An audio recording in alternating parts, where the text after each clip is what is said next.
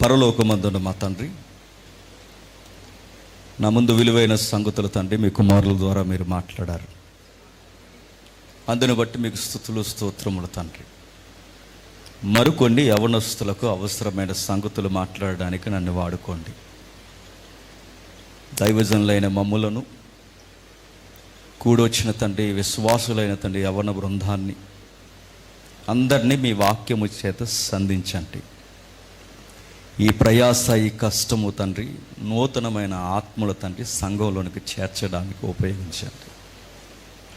ఎలా చెబితే తండ్రి ఈ తరాలకి అర్థం అవుద్దో వాళ్ళకి అర్థమయ్యేలా బోధించడానికి తండ్రి మీరే మమ్మల్ని నడిపించండి. మీరు కలగజేసుకోకపోతే మేము వాక్యం మాట్లాడలేము తండ్రి. మీరు మాతో లేకపోతే మేము సామాన్యమైన సంగతులు కూడా మేము మాట్లాడలేము తండ్రి. ఈ వేదికని, ఈ సమయాన్ని తండ్రి మీకు అప్పగిస్తున్నాం. ఈ మహిమను కూడా మీకు ఆపాదిస్తూ అన్ని విధాలుగా మీకు లొంగిపోతూ క్రీస్తున్నామని ప్రార్థన సమర్పిస్తున్నాం తండ్రి. ఆమేన్. త్వరగా కొన్ని విలువైన సంగతులు విందాం. ఈరోజు 2 భాగాలుగా మనకు నిర్ణయించారు. సాయంత్రకాలపు సదస్సు ఉంది. అది పూర్తిగా అన్యులను కేంద్రీకరించి మాట్లాడాలని నాకు సలహా ఇచ్చారు.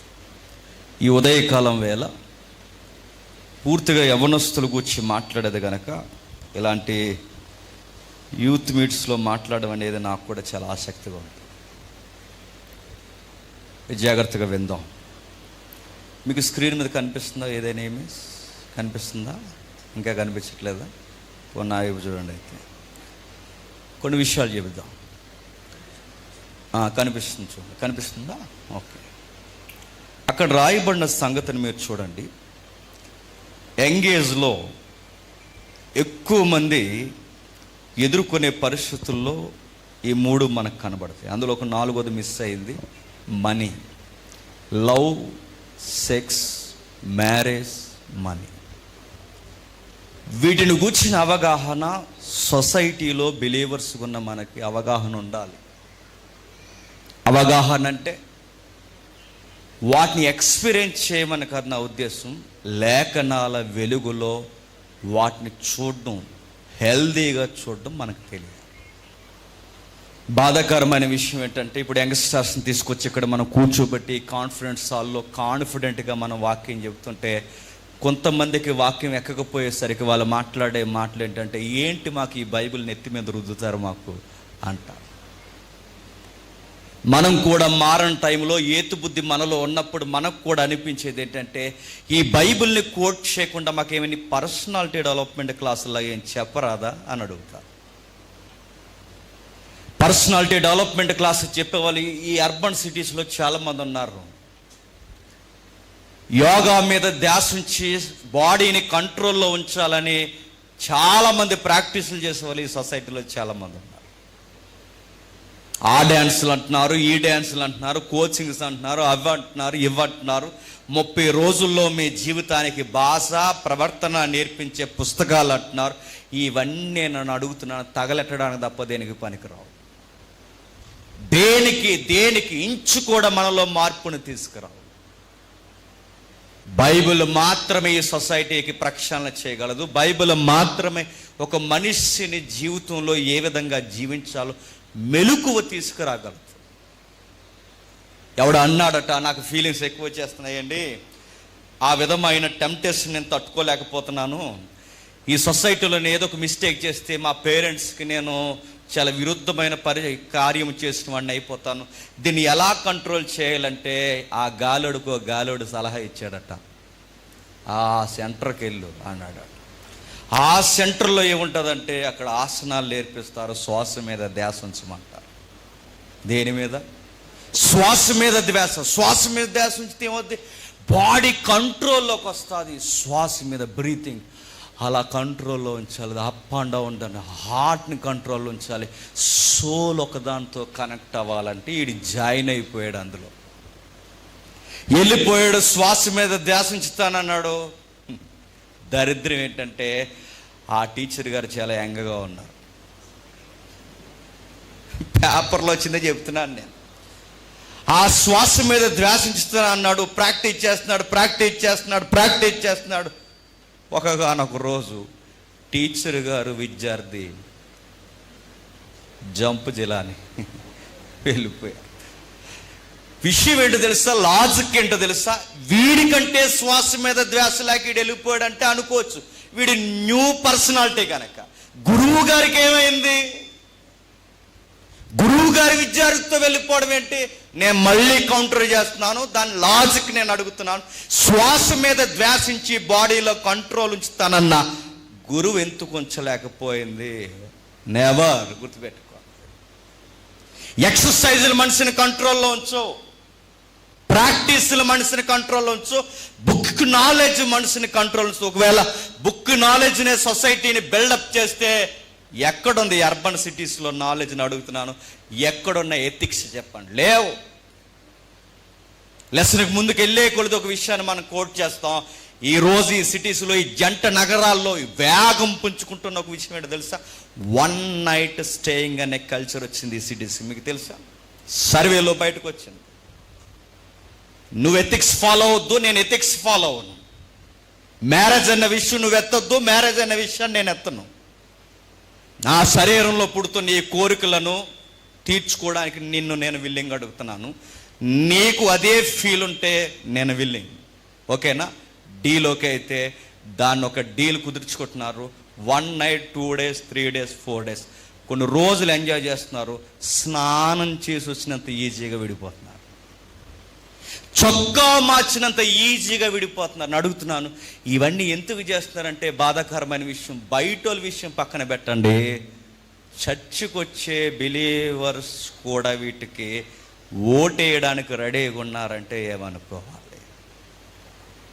అలాంటి పాప ప్రీతి లోకానికి ఎక్కువైపోయింది కనుకే ఇలాంటి సిటీస్లో యంగ్స్టర్స్ని చెల్లును కొట్టి అక్కడ నిలబెట్టాలి అంటే ఇలాంటి యూత్ మీట్స్ ఖచ్చితంగా జరగాలి. ఏముందో సొసైటీ, ఎంత రోతగా ఉందో చెప్పాలి, నీ లైఫ్ ఏంటో చెప్పాలి. మ్యారేజ్, సెక్స్, మనీ, ఈ లైఫ్లో ఉండే ఎథిక్స్ ఏంటో మనకి చెప్పాలి అంటే ఇలాంటి దైవజనులు నిలబడిదిగో ఇలాంటి యవనస్తుల సదస్సులు పెట్టాలి. తీసుకొచ్చి కూర్చోబెడతాం, తిరగేసి ఎవరో ఒకరు అడుగుతారు, వాక్యం అంటే పూర్తిగా తెలియని తీసుకొచ్చి కూర్చోబెడితే ఒక కుర్రగాడు అడిగాడు పెద్ద ఆయన్ని, సీనియర్ ఎవాంజలిస్ట్, ఆయన చనిపోయారు, చాలా మంచి వక్త. ఆయనకి వాక్యం చెబుతున్నాడు. ఇలాంటి యవనస్తుల సదస్సులో మాట్లాడుతుంటే ఒకడు సర్వం లేచిపోయాడు. ఏమి సారు, అంతా బాగానే ఉంటుంది కానీ అదిగో ఆ నల్ల పుస్తకాన్ని తెచ్చి మా నెత్తి మీద ఎడితేనే మాకు నచ్చట్లేదు. నల్ల పుస్తకం అంటే బైబిల్ అండి. మాట్లాడితే ఎథిక్స్ అంటారు, మాట్లాడితే ఎథిక్స్ అంటారు, మాట్లాడితే ఎథిక్స్ అంటారు. మాకు ఏమి నైతికత లేదని నేర్పిస్తున్నారు. పిహెచ్డి ఇక్కడ అన్నాడు, ఎంప్లాయీస్ మేము ఇక్కడ. మంత్లీ అయ్యేసరికి ఫస్ట్ డేట్కే శాలరీ గ్రాస్ ఎంతో తెలుసా సార్? మాది సొంత ఇల్లు ఉంది, ఉద్యోగం ఉంది, మా ఆఫీసులో మాకంటూ ఒక గౌరవం ఉంది. ఏం తక్కువ అయిపోయిందని మాకు ఎథిక్స్ నేర్పిస్తున్నారు. చదువు లేదని నేర్పిస్తున్నారా? ఉద్యోగాలు లేవని నేర్పిస్తున్నారా? ఈ సొసైటీకి ఏం ఎథిక్స్ లేవని ఈ పుస్తకంలో ఇదిగో నైతికత నేర్చుకోండి అని చెప్తున్నారు. నిలబడొద్దంటారు, కూర్చోవద్దంటారు, చూడొద్దంటారు, మాట్లాడొద్దంటారు, అదేదో మొదటి కీర్తన అంటారు. అవన్నీ మా నెత్తి మీద రుద్దుతారు. ఎందుకు సార్ అని అడిగారు. అప్పుడు ఆయన అన్నాడు, సీనియర్ కనుక మళ్ళోటైతే ఆవేశపడిపోయి తొక్క తీసేద్దాం అందు మనం అయితే. మనం అదే ఏజ్లో ఉన్నాగా ఎవరమై అందుమా. ఆయన సీనియర్ కనుక ఏమన్నాడంటే, మై సన్, ఓ ప్రశ్న అడుగుతాను, నాకు చెబుతావన్నాడు. చెప్తాను సార్ చెప్పండి అన్నాడు. నువ్వు ఈ కాన్ఫరెన్స్ హాల్కి వచ్చే సమయానికి నీ డోర్కి లాక్ చేసి వచ్చావా అని అడిగాడు. అర్థమైన వాళ్ళందరూ పక్కపక్క నవ్వేశారు. అర్థం కాలేదు కనుక నా వైపు ఎర్రగా చూస్తున్నారు. అర్థమైన వాళ్ళందరూ నవ్వేస్తారు. ఎందుకంటే నీ ఇంటికి ఇక్కడి నుంచి ఇక్కడికి వచ్చే సమయానికి, నీ ఇంటి దగ్గర నుంచి వచ్చే సమయానికి నీ డోర్కి లాకేసావా? సిగ్గుపడిపోయాడు, కూర్చుండిపోయాడు. ఎందుకు సిగ్గుపడిపోయి కూర్చున్నాడో తెలుసా? ఈ సొసైటీకి నైతికతే ఉంటే, ఎథిక్సే ఉంటే నీ ఇంటికి నువ్వేమేయకూడదు చెప్పు, లాక్ వేయకూడదు. నీలాగే పిహెచ్డి చేసిన వాళ్ళు ఈ సొసైటీలో ఉన్నారు, నీ ఈదులో ఉన్నారు, నీ ఇంట్లో ఉన్నారు, నీ చుట్టుపక్కల ఉన్నారు. ఇంతమంది నైతికత ఉన్నారని ఈ సొసైటీని వెనకేసుకొస్తున్నావే. ఇంత నైతికత ఈ సొసైటీకి ఉంటే నువ్వెందుకు లాకేసుకొచ్చావు? నువ్వు వెనకేసుకొచ్చి నీ సమాజం మీద నీకు విలువలు లేవని నమ్మావు గనకే నీ ఇంటికి లాకేసుకొచ్చావు. అందుకే ఈ నల్ల పుస్తకం అవసరం అని చెప్పాడు. ఈ పుస్తకాన్ని ఎందుకు చెప్పాలంటే చదువులు కాదు, పిహెచ్డీలు కాదు, డిగ్రీలు కాదు, శాలరీ గ్రాస్ కాదు, పర్సనాలిటీ డెవలప్మెంట్ క్లాసులు కాదు, ఎక్సర్సైజులు కాదు, ఇవేమీ కాదు. ఒకటే ఎక్సర్సైజ్, సాధనం, వర్డ్ ఆఫ్ గాడ్. ఇది ఉండాలి. దేవుని వాక్యం, దేవుని వాక్కు ఎప్పుడైతే నరనరాల్లోనికి, హృదయాల్లోనికి చొచ్చుకుపోద్దో మనుషులు కట్టబడతారు. అందులో ముఖ్యంగా యవనస్తులు ఫేస్ చేసే పేజెస్, ఆ 4 విషయాలు మనకు కనబడతాయి. అక్కడ 3 ఉన్నాయి, 4 విషయాలు: love, sex, marriage, next money. మీరు ఆ వర్డ్ చూసిన వెంటనే కంగారు అయిపోకండి, నా వైపు కంగారుగా చూడకండి. అవి ఉన్నాయి బైబిల్లో. వెళదాం ఒకసారి. చాలా మందికి సుపరిచితమైన అధ్యాయం అది, కాకపోతే వీటిని వెలికి తీరు బయటికి. చూద్దాం ఒకసారి. ఎబ్రేయులకు రాసిన పత్రిక 13వ అధ్యాయం. ఎబ్రేయులకు రాసిన పత్రిక 13వ అధ్యాయం. ఎబ్రేయులకు రాసిన పత్రిక 13వ అధ్యాయం మొదటి 4 వచనాలు చదవండి. సహోదర ప్రేమ నిలవరముగా ఉండనీయుడి, ఆదిత్యము చేయమరవకుడి, దాని వలన కొందరు ఎరుగకయే దేవదూతలకు పరిచర్య చేసిరి, మీరును వారితో కూడా బంధింపబడినట్లు బంధకములో ఉన్న వారిని జ్ఞాపకము చేసుకొనుడి. మీరును శరీరముతో ఉన్నారు గనక కష్టములు అనుభవించున్న వారిని జ్ఞాపకం చేసుకొనుడి. వివాహం అన్ని విషయములో ఘనమైనదిగాను, పాన్పు నిష్కల్మషమైనదిగాను ఉండవలెను. వేశ్యశాంగులకును వ్యభిచారులకును దేవుడు తీర్పు తీర్చును. ధనాపేక్ష లేని వారై మీకు కలిగిన వాటితో తృప్తి పొంది. ఇప్పుడు మనం వాడిన పదాలు ఏవైతే ఉన్నాయో, మనం వెలికి తీసిన పదాలు, ఆ 4 పదాలు చదివిన వచనాల్లో ఉన్నాయి. మీరు కోట్ చేయండి. ఫస్ట్, మొదటి వచనంలో లవ్ అంటే ఏంటో ఎక్స్ప్రెషన్ ఇస్తున్నాడు. నెక్స్ట్, 2వ వచనం అంటే 4వ అధ్యాయంలో 2వ మాటగా మ్యారేజ్ అంటే ఏంటో డెఫినేషన్ ఇస్తున్నాడు.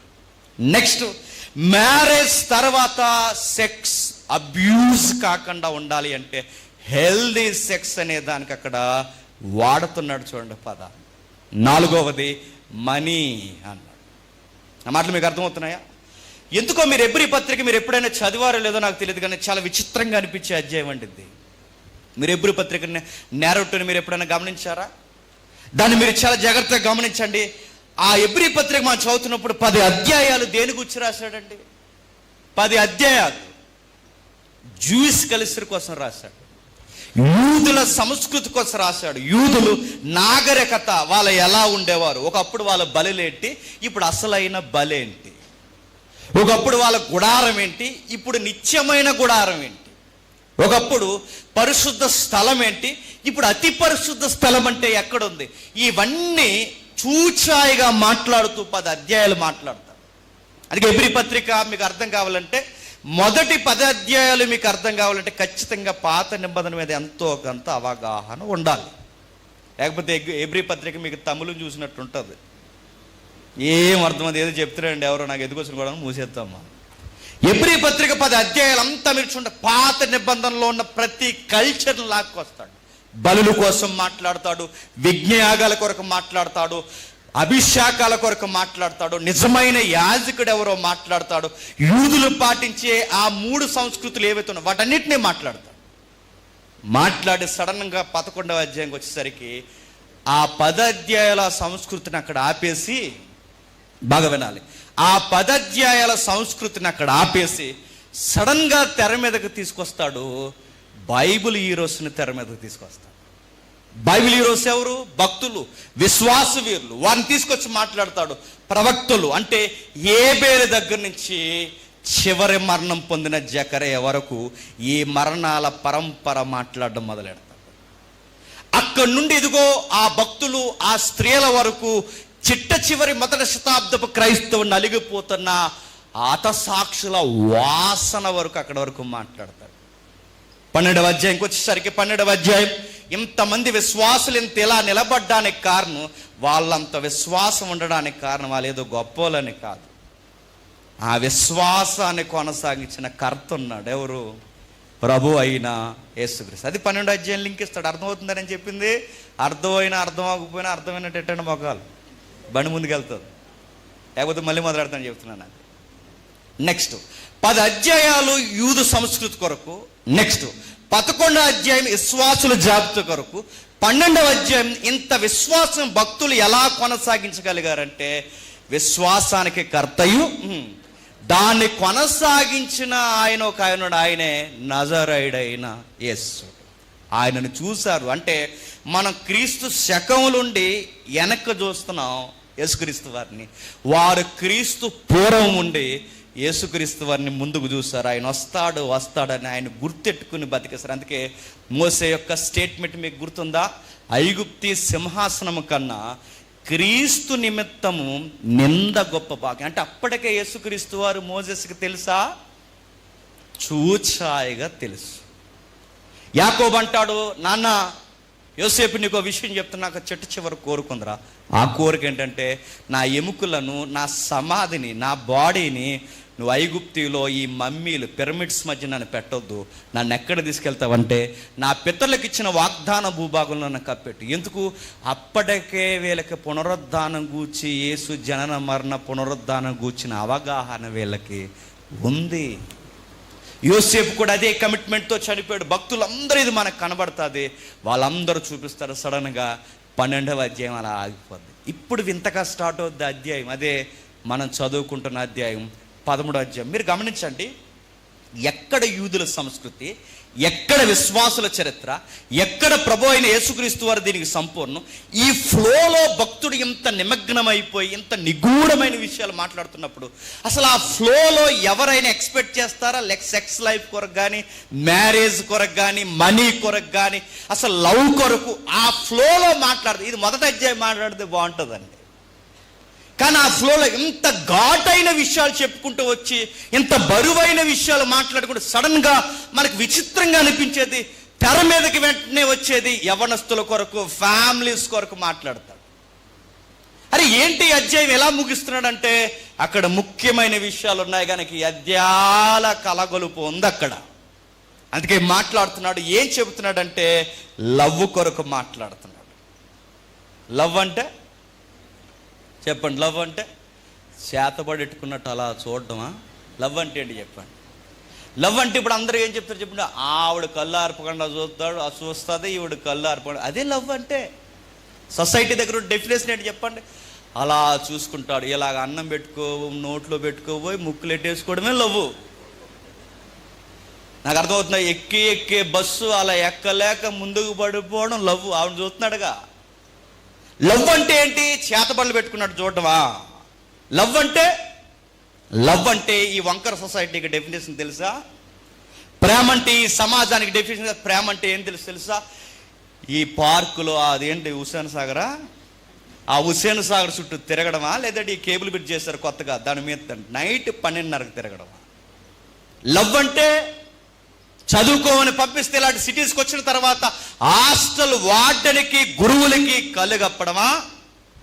లవ్ అంటే పార్కుల్లో పొదల చాటును కూర్చోవడమా?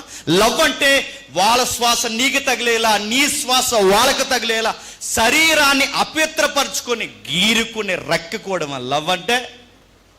లవ్ అంటే నేను అడుగుతున్నాను, సెక్స్ అనే ఓడు లేకుండా, ఆ పదము లేకుండా, శృంగారం అనే పదం లేకుండా లవ్ ఎక్స్ప్రెస్ ఇమ్మనండి వీళ్ళ దగ్గర ఉందేమో? లేదు. ఈ సొసైటీకి తెలిసిన, ఈ సినిమా కల్చర్ తెలిసినది, ఈ తరానికి తెలిసింది ప్రేమ అంటే ఒకే ఒకటి, వివాహానికి ముందే శరీరాన్ని అపవిత్రపరచుకోవడమే లవ్ అంటారు. బైబిల్ ఎక్స్ప్రెషన్ ఇవ్వలేదు. లవ్కి చాలా పెద్ద పెట్టేసింది. లవ్ అన్ని కోణాల్లో మాట్లాడింది. లవ్ గురించి ఎన్నిసార్లు మాట్లాడుకున్నా ఈ సొసైటీకి అందనిది, అర్థం కానిది, ఎన్ని పుస్తకాలు రాసినా, ఎన్ని ప్రసంగాలు చెప్పినా ఆ ప్రేమను ఎప్పటికీ మనం అర్థం చేసుకోలేనంత బరువైన వివరణ ఉంది బైబిల్లో. థియలాజికల్గా మాట్లాడితే చాలా విషయాలు ఉన్నాయి, కానీ మనం యవనస్తుల వ్యూలోకి వచ్చేద్దాం. అసలు ఏముంది దీని గురించి ఎక్స్ప్రెషన్ ఇచ్చిన వాళ్ళు ఎవరైనా ఉన్నారంటే ఉన్నారు. నాకు చాలా ఇష్టమైన క్యారెక్టర్ ఆవిడ, చాలా ఉన్నారు ఆవిడ. ఆమె ఎవరో తెలుసా? సోలమతి. జస్ట్ వినండి, మళ్ళీ వచ్చేద్దాం. ఏం చేసింది ఆవిడ? నిజంగా ఆవిడ ఎథిక్స్ తెలుస్తుంది. ఈ జనరేషన్కి ఆవిడ టెస్ట్ మనీ చెప్పమంటే ఇక్కడ నిలబడి చెప్పించుకుంటున్నాడు చెప్తుందండి అందరికి. మగపిల్లోడు పని చేసినట్టు పని చేసేటట్టు ఇంట్లో. నేను అడుగుతున్నాను, మీ అందరికి కూరలు వండడం వచ్చా? మిమ్మల్ని అడుగుతున్నాను నేను. యూట్యూబా, గూగుల్ తెల్లా? సోలమతిని చూడండి ఎలాంటి పనులు చేస్తుందో. రండి ఒకసారి వెళ్దాం రండి. లవ్ అంటే ఏంటో ఆవిడని అడుగుదాం. నేను చెప్పొద్దు, మీరు చెప్పొద్దు, ఆవిడని అడుగుదాం, చెప్తుంది. చాలా బ్యూటిఫుల్ పర్సనాలిటీ ఆవిడ, చెప్దాం ఒకసారి అడుగుదాం. పరమగీతాలు మొదటి అధ్యాయం 3వ వచనం చూడండి. నీవు పూసుకొను పరిమళ తైలము సువాసన గలది. నీ పేరు పోయబడిన పరిమళ తైలముతో సమానం. కంపేర్ చేస్తున్నాడు చూడండి. చాలా మంది పరమగీతాలు అనగానే ఏమనుకుంటారంటే అదొక బ్యూటిఫుల్ లవ్ స్టోరీ బుక్ అనుకుంటారు. అలాగ అనుకున్నారు కనుక అలాగ అయిపోయారు. కాదు, అక్కడ చెబుతున్నది లవ్ స్టోరీ కాదు, చాలా విలువైన విషయాలు చెప్తున్నాడు. ఏ విషయాలు చెప్తున్నాడు చూడండి. నువ్వు పూసుకొని పరిమళ తైలము, నీ పేరు పోయబడిన పరిమళ తైలముతో సమానం. అంటే కంపేర్ చేస్తున్నాడు. ఏమని? నీ పేరు ఎలాంటిదంటే సుగంధ ద్రవ్యాలు, పరిమళ తైలం లాంటి పేరు నీ పేరు. కన్ని పిల్లలందరూ ఈవిడిని ఇష్టపడతారంట. ఈవిడికి ఫ్యాన్స్ ఉన్నారంట. ఎవరికి? ఈ సిటీలో ఉన్న వాళ్ళు కాదు, ఎవరికి? సోలమతికి. ఎందుకు ఫ్యాన్స్ ఉన్నారు? ఆమె ఫేమ్ అలాంటిది, నేమ్ అలాంటిది. ఇంకా ముందుకు అడిగేసి మాట్లాడుకుంటే ఆమె క్యారెక్టర్ అలాంటిది. ఏముంది ఆమె దగ్గర క్యారెక్టర్ అంటే, ఆడపిల్లని అలుసు తీసుకుని అన్నయ్యలందరూ కలిసి అమ్మాయిని మగపిల్లోడు చేసే పనుల దగ్గర ఎండలో పెట్టేశారు. ఏం చేస్తుంది? 6వ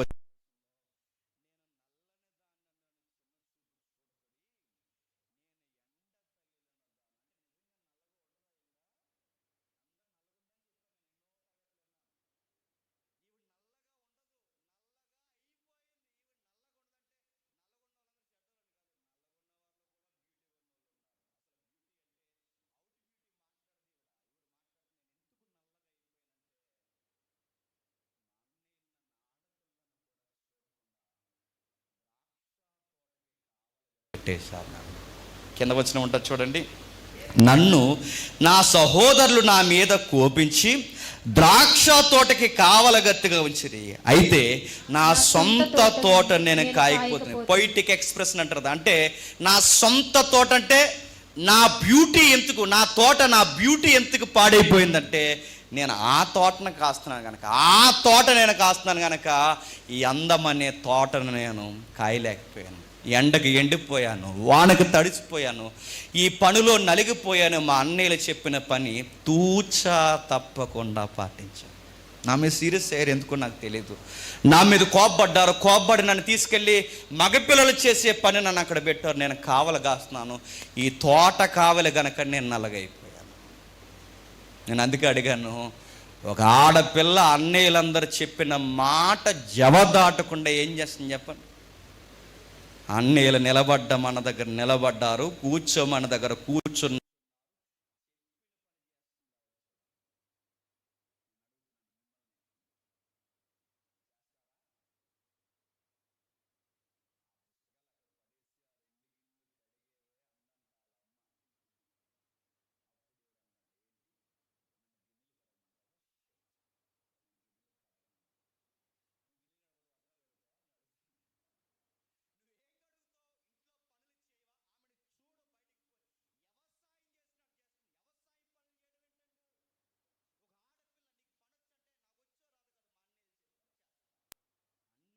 చేస్తుందంటే అమ్మా నాన్న చెబితే ఎంత చేయాలి చెప్పండి? పని చేస్తుంది, పని తెలిసిన అమ్మాయి, పని ఎరిగిన అమ్మాయి, వివాహానికి ముందే పనుబాటులు ఎరిగిన అమ్మాయి. చెప్పకుండా తప్పకుండా పని చేస్తుంది, గౌరవిస్తుంది. నేను నల్లగైపోయినా, నా అందమంతా పాడైపోయినా మా అన్నయ్యల మాట నేను చెప్పండి జవదాటను. మనమైతే నువ్వెవడరా నా లైఫ్ కట్ రావడానికి చెప్పండి. అమ్మ నాన్న ఎదిరిస్తున్న కేసులు ఇన్ని చూస్తున్నాం. అమ్మ నాన్న ఎదిరిస్తున్న కేసులు ఏమని ఎదిరిస్తున్నారు తెలుసా? మీరు గనక మా ప్రేమకు అడ్డొచ్చారో, అడ్డొస్తే కేసు ఎడతానేమనుకున్నారు. మీరు కనుక మాకు అడ్డొచ్చారు, ఇదిగో ఆయనకి కానీ నాకు కానీ అడ్డొచ్చారో మిమ్మల్ని కోర్టుకి ఇచ్చేస్తానేమనుకుంటున్నారు. మాకు 18 సంవత్సరాలు దాటేసా. ఈ మాటలు మాట్లాడతాను, నువ్వు ఆడు ఈ మాటలు మాట్లాడతారని తెలిస్తే నెలలు నిండక ముందే నోట్లు ఒడ్లుగని చేసి చంపేద్దరేమనుకున్నాం.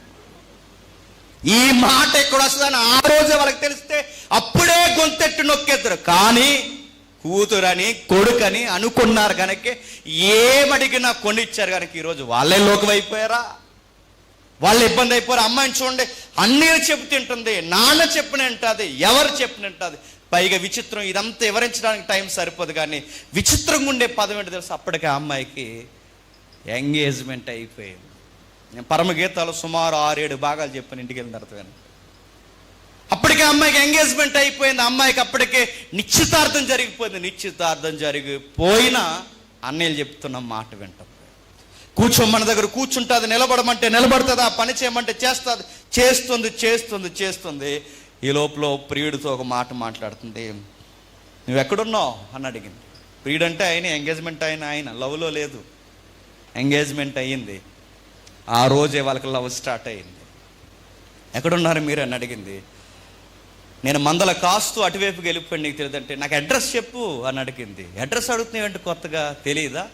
మంద జాడలు ఎక్కడున్నాయి చూడు, ఆ అడుగులు చూసుకుంటూ, ఆ ఫుట్ మార్క్స్ ఉన్నాయిగా, అవి చూసుకుంటూ వచ్చాయి. నా మందల అడుగులు పట్టుకుని వచ్చాయి, మంద కాపరి నేను అక్కడ ఉన్నాను.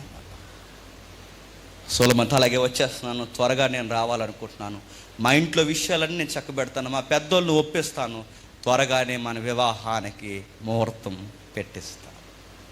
అమ్మాయిని మీరు గమనిస్తున్నారా? తన తల్లిదండ్రులు, తన ఫ్యామిలీ మెంబర్స్ గీసిన బౌండరీస్ దాటలేదు చూడండి అమ్మాయి. ఈ తరం జనరేషన్, ఈ జనరేషన్లో ఉన్న వారిని తోటలో పెడితే తోట నుంచి అడ్డే పోతారు. లాస్ట్ మ్యాచెస్ ఒకటి ఎట్టి లాస్ట్లో వీడియో కాల్ మాట్లాడతారు. వెళ్తున్నాను ఇంకా నిశ్చితార్థం అయిపోయాక నన్ను నేటి ఇలా ఏడిపించేస్తారు. ఇదే నా లాస్ట్ వీడియో కాల్, వీడియో మీద టక్కువ నోటి పెట్టేసి వెళ్ళిపోతారు టెలిగ్రామ్లో. అలాంటిది ఏమి చేయదు, అడుగుతుంది, ఇదిగో నా ఇంట్లో ప్రాబ్లమ్స్ ఉన్నాయి, రకరకాలు జరుగుతున్నాయి, నేను ఫేస్ చేస్తున్నాను, ఇవన్నీ చెప్పుకొచ్చింది. ఆయన కొరకు మాట్లాడుతుంది. ఇద్దరు ఎదురు చూస్తున్నారు. పరమగీతాల్లో ఉన్న బ్యూటీ ఏంటో తెలుసా? వాళ్ళకి ఎంగేజ్మెంట్ అయిపోయినా మ్యారేజ్ డే కొరకు ఎదురు చూస్తారు. అదేంటి బ్యూటీ అంటే? ఎదురు చూడడంలో ఉందండి బ్యూటీ. గుర్తుపెట్టుకో, ఎదురు చూడడంలో ఉంది బ్యూటీ. ఎప్పుడు ఆ సమయం వస్తుంది, ఆ సమయం కొరకు ఎదురు చూడడం బ్యూటీ. ఈ జనరేషన్లో ఉన్న వారికి ఎంగేజ్మెంట్ అయిపోతే నేను ఎలాగొస్తాను చెప్పు, నువ్వు అలాగొచ్చే కేబుల్ బ్రిడ్జ్ మీద కలుసుకుందాం అన్నాడు. ఆవిడ అలా అనదు, అలాంటివి ఏమీ మాట్లాడదు. ఆమె ఒకే ఒకటి చెప్తుంది, ఆ టైమింగ్ కొరకు మాట్లాడదాం, డిస్టెన్స్ మెయింటైన్ చేద్దాం, హెల్దీగా ఉందాం, హానెస్ట్గా ఉందాం, బౌండరీని దాటిపోవద్దు అని చెబుతూ, ఎందుకు ఈమెను కన్నీళ్ళు మెచ్చుకుంటున్నారంటే ఆమె కమిట్మెంట్ని బట్టే కన్నీళ్ళు మెచ్చుకుంటున్నారు. ఏమని మెచ్చుకుంటున్నారు? ఆమెకి వాళ్ళకి సజెషన్ ఇస్తుంది. ఏమనంటే 2వ అధ్యాయం 7వ వచనంలో చూడండి. 2వ అధ్యాయం 7వ వచనం, యెరూషలేము కుమార్తెలారా, పొలములోని ఇరులను బట్టి లేళ్లను బట్టి మీ చేత ప్రమాణం చేసుకుని, వీళ్ళందరూ అంటే ఈమెను ఇష్టపడే ఫాలోవర్స్ ఉన్నారు. ఎవరు? యంగ్స్టర్స్. వాళ్ళందరూ ఈమెను ఇష్టపడుతున్న వాళ్ళందరికీ చెబుతుంది. ఏమని చెబుతుందంటే, ఇదిగో నాకు ఒక ప్రమాణం చేయండి, నాకు ప్రామిస్ చేయండి, నాకు ఒట్టేసి ఒక మాట చెప్పండి, నాకు ఒట్టే చెప్పండి. దేని మీద ఒట్టేస్తారంటే ఈ పొలములో తిరుగుతున్న ఇరులంటే జింకలు, దుప్పులు. ఈ జింకల మీద ఒట్టే చెప్పండి, ఈ లేళ్ల మీద ఒట్టే చెప్పండి, ఈ పొలాల మీద ఒట్టే చెప్పండి, నా చేతిలో చెయ్యేసి చెప్పండి. ప్రేమకు ఇష్టమగు వరకు మీరు లేపకయు కలతపరచకయు ఉండుడని మిమ్మును బతిమాలుకొనుచున్నాను. మీ పేజ్, మీ ఏజ్ నేను దాటొచ్చాను గనక, నేను యంగేజ్ దాటి మ్యారేజ్ లైఫ్లోకి నేను వచ్చేసాను గనక, ఆ వయసు దాటిన అనుభవంతో నేను చెప్తున్నాను, నాలాగి ఈ స్టేజ్ వచ్చేంత వరకు ఆ లవ్ జోలికి పోకండి అంటుంది. చూడండి, నాలాగా వయసు వచ్చేంత వరకు మీరు ఆ ప్రేమనే మాట ఎత్తకండి. ఒట్టేయండి, లేళ్ల మీద ఒట్టేయండి, జింకల మీద ఒట్టేయండి, పొలాల మీద ఒట్టేయండి, నా చేతిలో చెయ్యేసి చెప్పండి, అక్క మేము వాటి జోలికి పోమని సిస్టర్స్గా నాకు మాట ఇవ్వండి.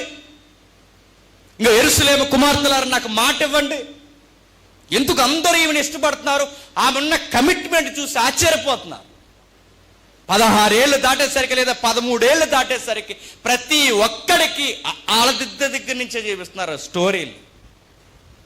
పక్కింట్లో ఉండేవారట ఒకప్పుడు, ఇప్పుడు ఏమైంది, మళ్ళీ పక్కింటికి వచ్చారంట.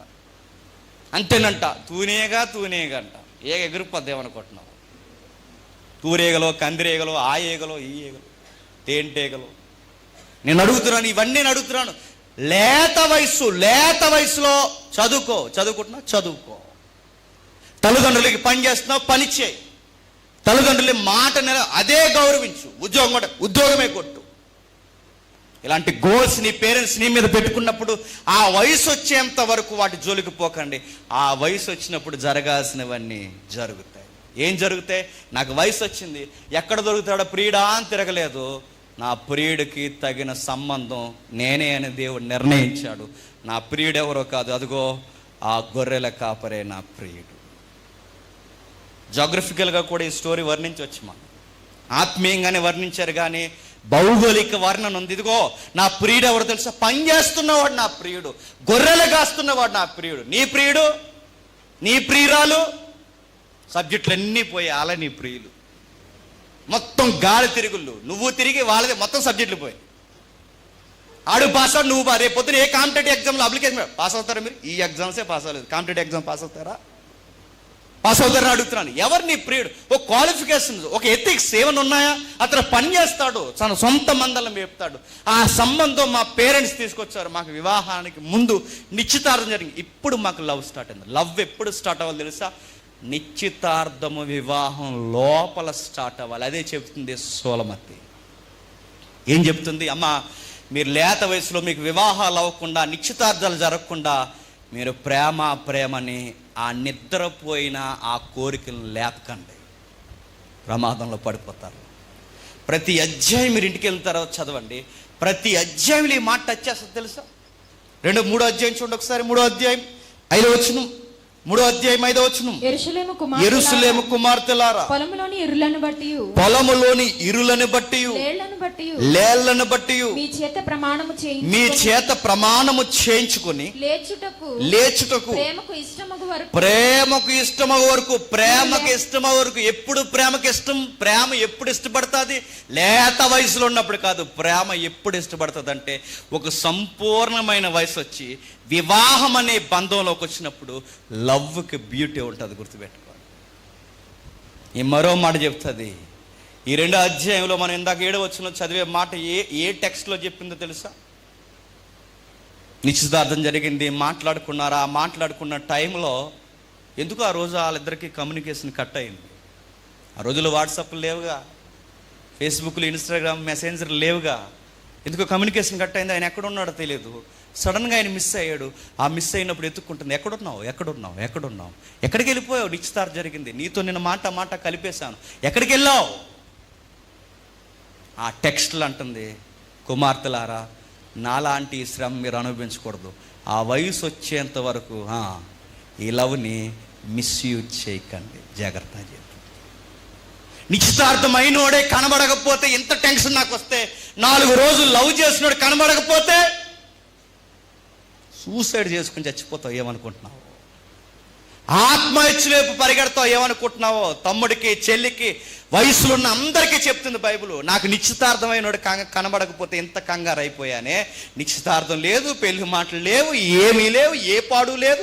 మీకు అప్పుడే రోడ్ల మీద పడి మీరు తిరిగితే, మిస్ అయితే ఈ లేత ఉదయం ఈ లైఫ్లో ఎదురుతున్న ఈ కష్టాలు ఎదుర్కొనే ఆ గుండె ధైర్యం మీకుందా అని అడుగుతుంది సోలమతి. ఫేస్ చేయగలదా ఆ విషయాలు మీరు? తట్టుకోలేక, ఇంట్లో చెప్పలేక, ఆ మనసును పట్టుకెళ్ళి వేరొకరికి ఇవ్వలేక, వేరొక వివాహాన్ని ఒప్పుకోలేక, కక్కలేక, మింగలేక, ఏమవుతుందో పరిస్థితులు తట్టుకోలేక, ఊహించలేక, చివరికి శ్రమను భరించలేక సుఖముగా అనిపించేది ఏంటో తెలుసా? సూసైడ్. అందుకే హెచ్చరిక చెప్తుంది. నేను పెద్దదానిగా చెప్తున్నాను, నాకన్నా చిన్నపిల్లలుగా మీ అందరికీ చెప్తున్నాను, జాగ్రత్త, వాటి జోలికి పోకండి అని చెప్పి. 3వ అధ్యాయం అదే సజెషన్ చేసింది. 4వ అధ్యాయంలో అదే మాట మాట్లాడుతుంది. ఇక చివరి అధ్యాయం ఏం మాట్లాడుతుంది చూడండి. 8వ అధ్యాయంలో యెరూషలేము కుమార్తె 4వ వచనం, 8వ అధ్యాయం 4వ వచనంలో, యెరూషలేము కుమార్తెలారా, యెరూషలేము కుమార్తెలారా, లేచుటకు ప్రేమకు ఇచ్చు పుట్టు వరకు, ప్రేమకు ఇష్టము పుట్టు వరకు, లేపకయు కలతపరచుమని నేను మీ చేత ప్రమాణం మాటిచ్చారు. నాకు మాట తప్పకండి. ప్రేమకి ఇష్టమగు వరకు. 8వ అధ్యాయం ఏ టెక్స్ట్లో చెప్తుందో తెలుసా? తన ప్రియుడు కనబడతాడు, తప్పిపోయిన ప్రియుడు ఉన్నాడుగా, ఆ గొర్రెల కాపరి కనబడతాడు. ఆ కనబడినప్పుడు ఇద్దరు కలిసి పాటలు పాడుకుంటారు, ఫ్యామిలీ స్టార్ట్ చేస్తారు, మ్యారేజ్ అయిపోతుంది. ఆ బ్యూటిఫుల్ సీన్స్ అన్ని మిగిలిన అధ్యాయాలన్నీ వివరిస్తుంది. అప్పుడు లాస్ట్లో ఒక మాట అంటుంది, ఇంత బ్యూటిఫుల్ లైఫ్ మీకు కావాలి అంటే తొందరపడకండి అని చెప్తారు. ఆ మాట అర్థమవుతుందా? అందం అనేది ఎక్కడుందంటే, ప్రేమకు అందం అనేది ఎక్కడుందంటే మ్యారేజ్ లోపల ఉంది, మ్యారేజ్ బయట కాదు. యెరూషలేము కుమార్తెలారా, మీకు చెప్తున్నాను, మ్యారేజ్కి ముందు నాలా ఉండండి. ఎంగేజ్మెంట్లో ఎలా ఎదురు చూడాలో నన్ను చూసి నేర్చుకోండి. మ్యారేజ్ అయిపోయిన తర్వాత నా యజమానుడు నేను ఎంత హెల్దీగా బ్యూటిఫుల్గా లైఫ్ను మేము రన్ చేస్తున్నాము, మమ్మల్ని చూడండి, ఇలాంటి లైఫ్ దేవుడు మీకు కూడా ఇస్తాడు. అప్పటి వరకు మీరు చెప్పండి, చదువుకుంటున్నారా? చదువుకోండి. ఉద్యోగ ప్రయత్నం ఉన్నారా? ప్రయత్నాల్లో ఉండండి. తల్లిదండ్రులు బాధ్యతలు అప్పగించారా? బాధ్యతలు ఉండండి. అప్పటి వరకు వీటి జోలికి పోకండి. అది లవ్కి బైబిల్ ఇచ్చిన డెఫినేషన్.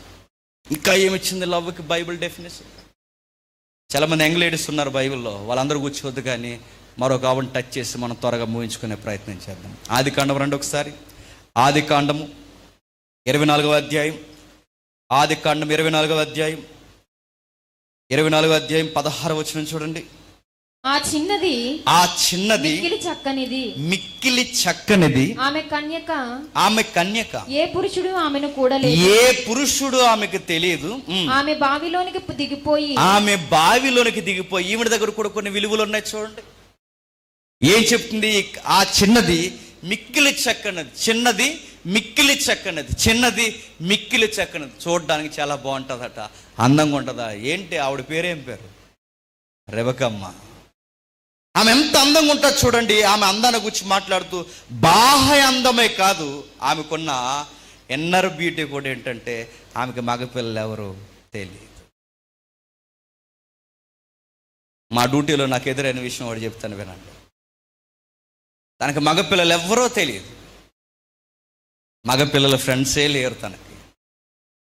ఫేస్బుక్ వాడమ్మా రెబెక్కమ్మ అనిస్తే అందరూ ఆడపిల్లలే ఫ్రెండ్స్ ఉంటారు తప్ప మగపిల్లకు ఒక్కడ కూడా ఫ్రెండ్కి వెల్కమ్ బోర్డు ఎట్టదు, గుర్తుపెట్టు. అది రెబెక్కమ్మ అంటే. అక్కడ అలాంటి విషయాలన్నీ ఆమె చూస్తుంది, కనబడుతుంది. ఈ తరాన్ని కూడా సవాల్ చేస్తుంది. ఎక్కడ కాంటాక్ట్స్లో కానీ, ఫేస్బుక్లో కానీ, ఫోన్ కానీ ఎక్కడ మగపిల్లలు తెలియదు అమ్మాయికి. లైఫ్ని అలా బ్యూటిఫుల్గా వచ్చింది, చక్కగా అందంగా తీర్చిదిద్దిన తోట వలె తన లైఫ్ని సిద్ధపరిచింది. తనకు విలువలు ఉన్నాయి. చాలామంది చెల్లెళ్ళు సహోదరు మనల్ని ఎదుర్కొంటున్న ఒక ఎగ్జాంపుల్ నేను చెప్తాను. దయచేసి ఈ జనరేషన్లో ఫోటోలు దయచేసి ఎక్కడ పడితే అక్కడ దిక్కండి. సీరియస్గా చెప్తున్నాను, మా డ్యూటీలో ఎదురైన విషయం నేను చెప్తున్నాను. ఒకరోజు ఒక కేసు కట్టాము మేము. ఆ కేసు కట్టినప్పుడు ఆడపిల్ల కేసు కనుక SHOగా మా DSP ఉన్నారు. దాని రికార్డ్స్ మేము రాస్తున్నాం, వీడియోలు తీస్తున్నాం. ఆ తీస్తున్నప్పుడు ఆ భార్య భర్తలు అన్నమాట, ఇద్దరు ఇష్టపడే పెళ్లి చేసుకున్నారు. వాళ్ళిద్దరికి 2 పిల్లలు పుట్టారు.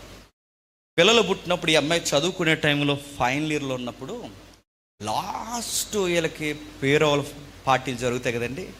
ఆ పార్టీ జరిగినప్పుడు అందరూ క్లాస్మేట్స్, బాయ్స్, లేడీస్ అందరూ కలిసి ఫోటోలు దిగుతారు. దిగినోళ్ళు దిగినట్టు అలా కాలేజీ గోడకు వదిలేసి వచ్చేయాలండి ఆ ఫోటోలు. అది శ్రేయస్కరం. అక్కడ చూసినంత పెద్ద అనిపించదు. కానీ ఏం చేస్తారు చెప్పిన, ఈ పట్టుకెళ్ళి ఫేస్బుక్లో, ఇన్స్టాగ్రామ్లో, వాట్సాప్ స్టేటస్ల్లో పెడతారు. చూడండి మా వ్యవహారం అని పెడతారు. ఎప్పుడో పెట్టింది ఈ బుక్ ఫేస్బుక్, కాపురంలోకి వచ్చింది, బుక్ వాడడం మానేసింది. జీవితంలో కొత్త పుస్తకాలు స్టార్ట్ అయ్యి, అదే ఫ్యామిలీ అనే పుస్తకం స్టార్ట్ అయింది. ఆ పుస్తకాన్ని గాలికి వదిలేసింది. ఆ పుస్తకాన్ని తీసేస్తే బాగుండు, తీయలేదు, అలా వదిలేసింది. ఆ పుస్తకం ఎవడు చూడకూడదు, ఆడే చూసాడు. ఎవడు చెప్పండి? స్టాండర్డ్ జీకే చెప్పండి ఎవడు? వాళ్ళ ఆయన చూశాడు. బుజ్జి ఇది నువ్వేనా అని అడిగాడు. నేనే, బాగున్నాను కదా ఆ వయసులో, నేనే అంది. ఎవరిల్లు అని అడిగాడు. మా క్లాస్మేట్స్ అండి. వీళ్ళందరూ ఎవరు? ఈ లేడీస్ పేర్లు అని చెప్పింది. వీళ్ళందరూ ఎవరు? బాయ్స్ పేర్లు చెప్పింది. ఈడెవడు? గోయిందిగాడు అంది. గాడు ఆడే మా ఓడే, క్లాస్మేట్ అంది. నెక్స్ట్ ఫోటో చూపించాడు, అన్నీ అడిగాడు. ఎవరెల్లో? ఫ్రెండ్స్ అండి. లేడీస్ కాదు, వీళ్ళెవరు? ఫ్రెండ్సే అండి. ఈడు ఎవడీడు? గోవింద్ గాడు. సీరియస్గా అడిగాడు. గోవింద్ అంటే అన్నాడు. గోవింద్ అంటే ఫ్రెండేనండి. ఫ్రెండ్ అంటే వాయిస్ రేజ్ చేశాడు. ఏమో అర్థమవుతలేదు ఇవిడికి. ఫ్రెండ్ అంటే డిక్షనరీలో ఫ్రెండ్ అనే ఉంది, కొత్తగా ఏమీ లేదు. ఫ్రెండ్ అంటే అని అడిగాడు. ఫ్రెండ్ అంటే తిరగేసి ఎలా అడిగాడు? మగోళ్ళందరూ చచ్చాలని ఈ గోవింద్ గాడికి ఆడవాళ్ళ స్నేహితులా, ఆడవాళ్ళందరూ చచ్చారని నీ గోవింద్ గాడి ఫ్రెండా అని అడిగాడు. ఇంకేం చెప్తుందండి? అది నోర్మే. చేసిన వ్యవహారాలు సరిపోలేదని మీరు ఫేస్బుక్లో ఫోటోలు నా కంటపడ్డాయి. ఎవడి అంటే ఏమీ లేదు. నిజంగా చెల్లికి ఏ అఫేర్ లేదు, ఎలాంటి లవ్ స్టోరీ లేదు, అసలు ఏమీ లేదు. ఆమె చేసిన పొరపాటు లైఫ్లో ఆ ఫోటో దిగి ఏడుస్తూ స్టేట్మెంట్లో ఏం చెప్పిందో తెలుసు? అన్నయ్య నిజంగా జస్ట్ మాకు ఫ్రెండ్స్ అన్నా, క్లాస్మేట్స్ అన్నా, అలాంటిది ఏమీ లేదు, నిజంగానే ఏమీ లేదు. ఒక్క విషయం గుర్తుపెట్టుకోండి, వాడికి వచ్చిన అనుమానం ఇప్పుడు దేవదూత వచ్చి వివరించినాడు. అనుమానం పోద్దా? ఆమె ఏడుస్తున్న మాట ఏంటో తెలుసా? ఆ రోజు అనవసరంగా నా స్టడీస్లో నేను ఫోటో దిగాను, ఆ ఒక్క ఫోటో నా కాపురాన్ని పాడు చేసింది. ఇది గుర్తుపెట్టుకో. రెబెక్కమ్మ ఎందుకు ఎవరితో పడితే వాళ్ళతో మాట్లాడదంటే, ఈ ఫోటోలైనా ఎలాగైనా డిలీట్ చేసి వచ్చేమో, కానీ దీంతో మనుషులు ఫోటోలు తీశారో డిలీట్ చేయమన్నా చేయరు. సమయం వచ్చినప్పుడు అల్లా ఎత్తి మాట్లాడతారు. రెబెక్కమ్మ ఎవరితో మాట్లాడదు, ఏ పురుషులతో అసలు గాలి కూడా తగలనివ్వదు, చూడదు, ఎవరితో మాట్లాడదు. ఆ ఎలియాజరు వచ్చాడు, మాట్లాడుతున్నాడు. ఆయనతో అన్న ఎందుకు మాట్లాడుతుందంటే తండ్రి వయసు ఉందా గనక మాట్లాడుతుంది. అది కూడా ఎందుకు మాట్లాడుతుందంటే మీరు అలిసిపోయి ఉన్నారు, మీకు నీళ్ళు కావాలా అని అడిగింది. ఎస్, నీళ్ళు కావాలి. ఆమెలో ఎన్ని విలువలు ఉన్నాయి చూడండి. ఆమె కడవ పట్టుకుని ఎక్కడికి వచ్చిందంట? బావి దగ్గరకు వచ్చింది. ఆమె కడవ కట్టుకుని బావి దగ్గరకు వచ్చింది. బావి దగ్గరకు వచ్చినప్పుడు బావి దగ్గరికి ఎందుకు వస్తారండి? నీళ్ళు ఎందుకండి? దాహం తీరడానికి. అడుగుతున్నాను, దాహం రెబెక్కమ్మ ఒక్కరికి వేసిందా, ఇంటందరికీ దాహం వేస్తుందా? దానికొక్కదానికే దాహం వేస్తే గ్లాసు నీళ్ళు చాలు. ఇంటందరికీ దాహం తీర్చాలి అంటే కడవ ఉండాలి. అంటే ఈ వయసులో ఉన్న ఆడపిల్ల ఇంట్లో పనులు చేస్తుంది. నా దాహమే కాదు, నా ఇంటి వారి దాహం కూడా తీర్చాలనుకుంది. అది ఎథిక్స్ అంటే గుర్తుపెట్టి. అలాంటి అమ్మాయి వెళుతుంది, ఎవరితో మాట్లాడదు, చక్కగా వస్తుంది. ఆ అమ్మాయికి సంబంధం చూశారు. అమ్మ నీకు విషయం చెప్తున్నాను, మాకు యజమానుడు ఉన్నాడు, ఆ అబ్బాయి సూపర్ ఉంటాడు. ఆ అబ్బాయి పేరు చెప్తే అదిరిపోద్ది. ఆ అబ్బాయి పేరు ఏంటో తెలుసా? స్మైల్. స్మైల్ స్మైల్ స్మైల్ అంటే ఐజక్. ఐజక్ అంటే స్మైల్. నేను చూస్తున్న సంబంధం అబ్బాయి పేరే స్మైల్. అబ్బాయి పేరే స్మైల్ అయితే ఇంకా అబ్బాయి ఎలా ఉంటాడు? సూపర్ ఉంటాడు, చాలా అందంగా ఉంటాడు. అబ్బాయి ఎలా ఉంటాడు తెలుసా? ఈ టైంకి హుస్సేన్ సాగర్ చుట్టూ తిరగడు. ఈ టైంలో ఏం చేస్తాడు అబ్బాయి? పార్క్లో కూర్చోడు. ఈ టైంకి ఏం చేస్తాడు? ప్రేయర్ లైఫ్లో ఉంటాడు. దేవుడితో ఎక్కువ ప్రార్థన, ఆ ధ్యాన కాలపు ప్రార్థనకు పోతాడు. వాళ్ళ అమ్మగారి గదిలో ప్రేయర్ చేస్తూ ఉంటాడు. మేము సంబంధాలు చూడడానికి వెళ్ళామని చెప్తే ఆ బ్యూటీ పార్లర్కి వెళ్ళి ముల్తాన్ మట్టి వేయించుకోవడానికి వెళ్ళలేదు. ఏం చేస్తున్నాడు? ప్రేయర్లో గడుపుతున్నాడు. దేవా నాకు వచ్చే జీవిత భాగస్వామి నీవిచ్చిన బహుమానం ఉండాలని ప్రేయర్ చేస్తున్నాడమ్మా. అలాంటి బహుమానం అంటే అప్పుడు ఏమని తెలుసా? అవునా, ఇలాంటి కొరకే నేను ఎదురు చూస్తున్నా. ఏదో కళ వస్తుంది, ఒక మసమసగా కనబడి వెళ్ళిపోతుంది. ఈ కళ కొరకు ఎదురు చూస్తున్నాను. అది ఏదో గుర్రం అనుకున్నాను, ఒంట అని ఇప్పుడే అర్థమైంది. మీరే ఆ కళలో ఉన్నది అన్నదా? అలాంటివి ఏం చెప్పలేదు. ఆవిడేమందో తెలుసా? ఓకే సార్, మిమ్మల్ని నేను గౌరవిస్తున్నాను, నాకు వయసు వచ్చింది కనుక సంబంధాలు చూస్తున్నాను, నేను గౌరవిస్తున్నాను. మీకు విషయం చెప్తున్నాను సార్, ఇలాంటివి ఏమన్నా ఉంటే మా పేరెంట్స్తో మాట్లాడండి. చూడండి అమ్మ ఎంత బాగుందో చూడండి.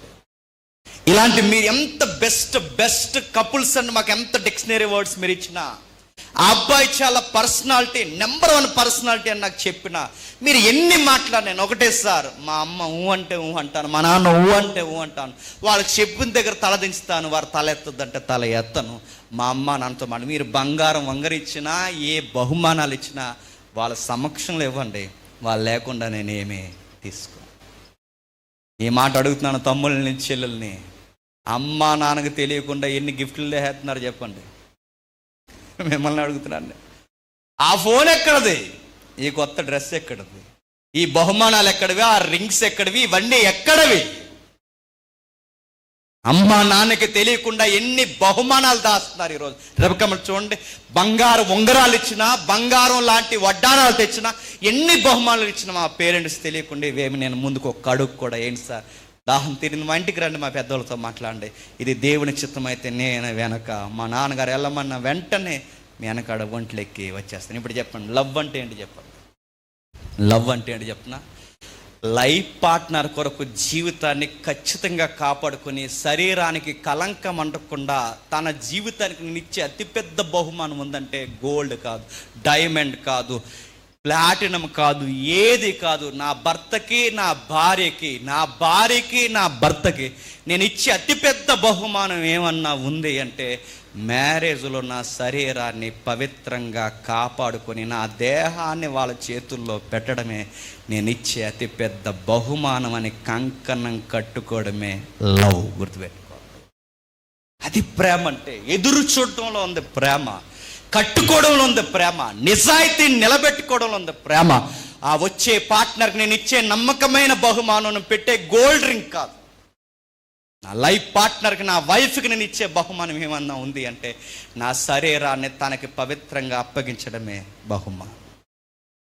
మ్యారేజ్ బయట లవ్కి బైబిల్ ఇస్తున్న డెఫినేషన్ ఇదిగో, మ్యారేజ్ బయట లేదు లవ్, మ్యారేజ్ లోపల ఉంది లవ్. అది మ్యారేజ్తోనే స్టార్ట్ అవ్వాలి. రెబెక్కమ్మకి ఎప్పుడు ప్రేమ, ఆ ప్రేమ తరంగాలు ఎప్పుడు లేచాయి చెప్పండి? సంబంధం వచ్చాక. సోలమతికి ఎప్పుడు ఆ తరంగాలు లేచాయి చెప్పండి? ఎంగేజ్మెంట్ అయిన తర్వాత. మీరు ఎక్కడైనా చూడండి, తల్లి అయిన మరియా ఆమె ఎప్పుడు యోసేపుని ప్రేమించింది చెప్పండి? వాళ్ళకి నిశ్చితార్థం జరిగాక. ఇప్పుడు అడుగుతున్నాను, లోకం ఎప్పుడు ప్రేమిస్తుంది చెప్పండి? అసలు సంబంధం లేదు, పాడు లేదు, ఒక స్కేలు లేదు, ఏమీ లేదు. చూశాడట, నచ్చిందంట. నాకు ఇందాక నూతన్ నన్ను అంటున్నాడుగా, ఎందుకో నా హృదయం అక్కడే తిరుగుతుంది అన్నాడట. తిరుగుతుంది పోయే ఆ గుండె ఆగిపోయే వరకు అలాగే తిరుగుతుంది. బైబిల్ చెప్తుంది, లవ్కి బైబిల్ ఇస్తున్న డెఫినేషన్ ఇదిగో, మ్యారేజ్ కొరకు ఎదురు చూడండి. నెక్స్ట్ చెప్తున్నాడు చూడండి, 13వ అధ్యాయం 4వ వచనం. త్వరగా ముగించేద్దాం. 13వ అధ్యాయం 4వ వచనం, హెబ్రీ పత్రిక 13వ అధ్యాయం 4వ వచనం.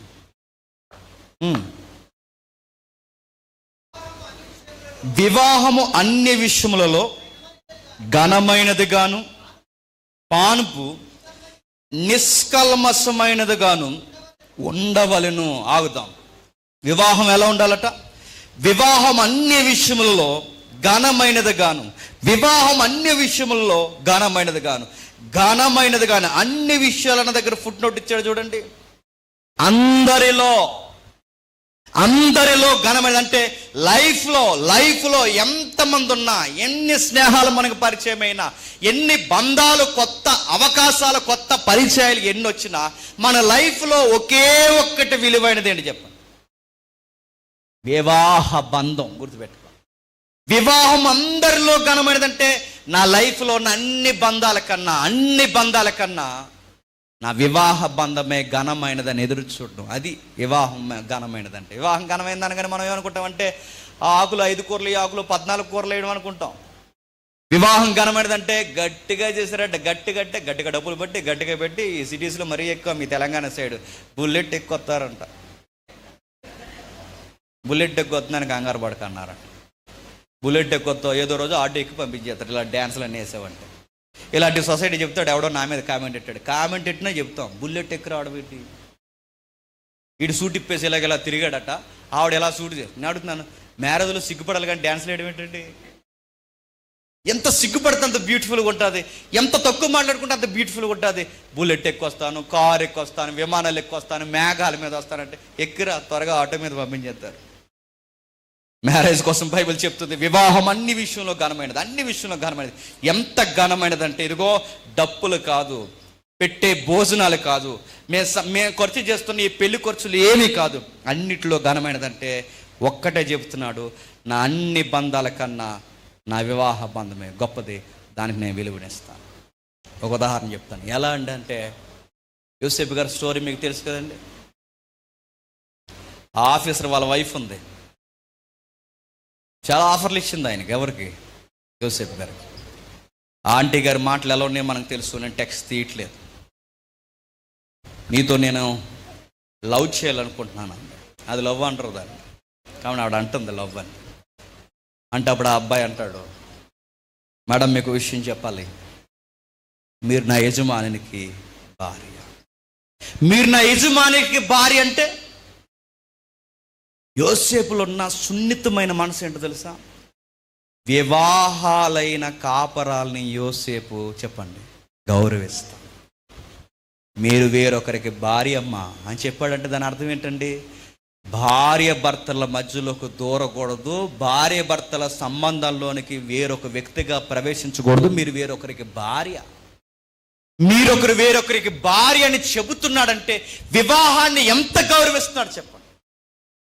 ఈరోజు మీ వివాహాన్ని నేను గౌరవించకపోతే రేపు నాకు వివాహం అవుద్ది.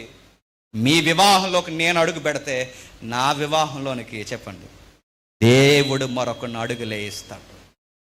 ఎంత ఘనపరుస్తున్నాడండి, తన వివాహాన్ని ఘనపరుస్తాడు, గౌరవిస్తాడు. వచ్చినవే అవకాశాలని ఏ తప్పు చేయడు. తన దగ్గర ఒక విషయం ఉంది. ఆ విషయం ఏంటో తెలుసా? నాకు ఒక భార్య వస్తుంది, అప్పటి వరకు నా జీవితాన్ని నేను కట్టుకుని బతకాలి. ఆ ఎవరైతే ఉన్నారో ఆ అశ్వినప్తో వచ్చేంత వరకు, ఆ పూజారి గారి అమ్మాయి అశ్వినప్తో వచ్చేంత వరకు ఎవరికైనా అవకాశం ఇచ్చాడా? మురిసిపోయాడా? ఎన్ని అవకాశాలు ఇచ్చినా, ఎంత మనీ ఇస్తానన్నా, ఎంత ఫుడ్ ఇస్తానన్నా, ఎంత టెంప్టేషన్ గురి చేసినా, ఎంత పొగిడినా ఆయన చెప్పింది ఒకటే, నేను వివాహాన్ని గౌరవిస్తాను. నీతో నేను ఎందుకు సంబంధం పెట్టుకుని చెప్పనా? నీకు పెళ్ళి అయింది, పెళ్ళి అవ్వకపోతే, ఈ మాట నేను అనకూడదు, పెళ్ళి అవ్వకపోతే ఎంతో కొంత ఆలోచించేవాడు నీ కొరకు. కానీ ఈరోజు మీకు మ్యారేజ్ అయింది, అలా మీరు మాట్లాడకూడదు, గుర్తుపెట్టుకో. ఒకవేళ మీకు పెళ్లి కాకుండా మీరు నాకు సంబంధంకి వస్తే మీకోసం నేను ఆలోచించును. మీకు పెళ్ళి అయిపోయిందంటే నేను మ్యారేజ్ని హానర్ చేస్తాను. మేడం జీ దయచేసి నన్ను డిస్టర్బ్ చేయొద్దు. ఎంత డిస్టర్బ్ చేయొద్దు అన్నాడంటే మీరు కానీ నన్ను పట్టుకుంటే ఎక్కడి నుంచి నేను పారా అన్నాడు. లోకం ఏమంటుంది? ఇందాక అని చెప్పాడుగా, లోకం ఏమంటుంది? దొరికిన తప్పులన్నీ చేయడం మగతనం అంటుంది. లోకం ఏమందో తెలుసా? తప్పుల్ని దాటిపోయి పరిగెట్టి దాక్కుండు పోవడమే చెప్పండి మగతనం అంది బైబిల్. కనబడిన ప్రతి దిక్కున సొంగగార్చడం మగతనం అని ఈ లోకం చెప్తుంది. నీ జీవితాన్ని, నీ చూపుల్ని, నీ పవిత్రతని కాపాడుకోవడమే మగతనం అని బైబిల్ చెప్తుంది. గుర్తుగా వివాహము అన్ని విషయంలో ఘనమైంది. చాలామంది చెప్తారు, అరే మ్యారేజ్ వద్దురా, మ్యారేజ్ వద్దురా, మేము పడుతున్నామరా, మ్యారేజ్ వద్దురా అంటే నేను అడుగుతున్నాను, ఆ చెప్పే సోదిగాళ్ళందరూ వాళ్ళ కాపురాలు చేయడం రానోళ్ళండి. మ్యారేజ్ వద్దురా చేసుకోకరంటే మ్యారేజ్ వద్దు ఇలా గాడిదల తిరగ ఊరిమే పడన్నా? మ్యారేజ్ వద్దన్న వారిని బైబిల్ ఏమని తెలుసా? వాళ్ళ దేవునికి అగెనెస్ట్ గా మాట్లాడుతున్నారు. వివాహమును నిషేధించువారు దేవునికి విరోధులు. వివాహము ఘనమైనది. ఆది కాండము ఏదేని వనంలో స్టార్ట్ అయింది. ప్రకటన గ్రంథం గొర్రెపిల్ల వివాహ మహోత్సవంతో ఈ ప్రపంచం ముగిసిపోతుంది. అంటే ఈ ప్రపంచం వివాహంతోనే స్టార్ట్ అయింది, ఈ ప్రపంచం వివాహంతోనే చెప్పండి ముగిసిపోతుంది. వివాహం అంత ఘనమైనది.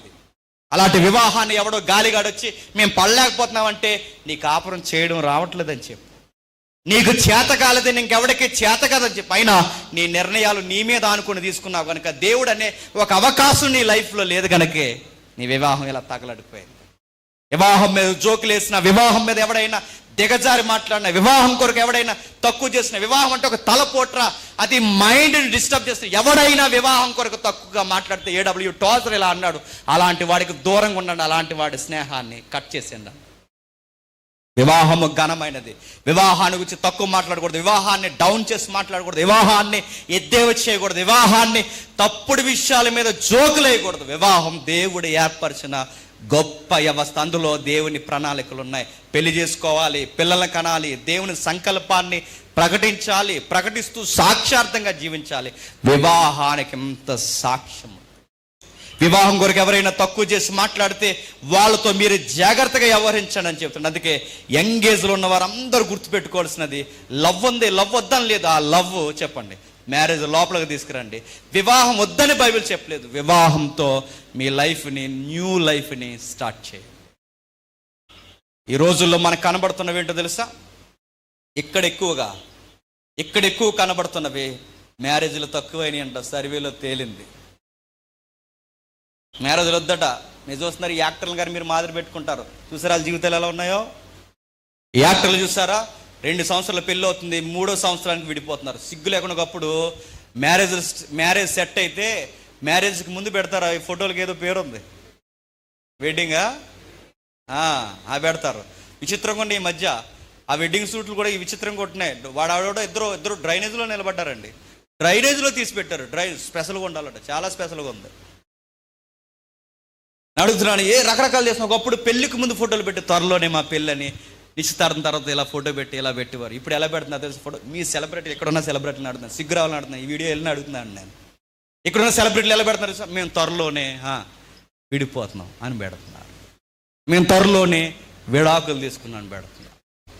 ఈ సెలబ్రిటీలకి కాపరాలు చేయడం రాదు. ఈ సెలబ్రిటీలకి వివాహాల కొరకు విలువ వీళ్ళకి తెలియదు.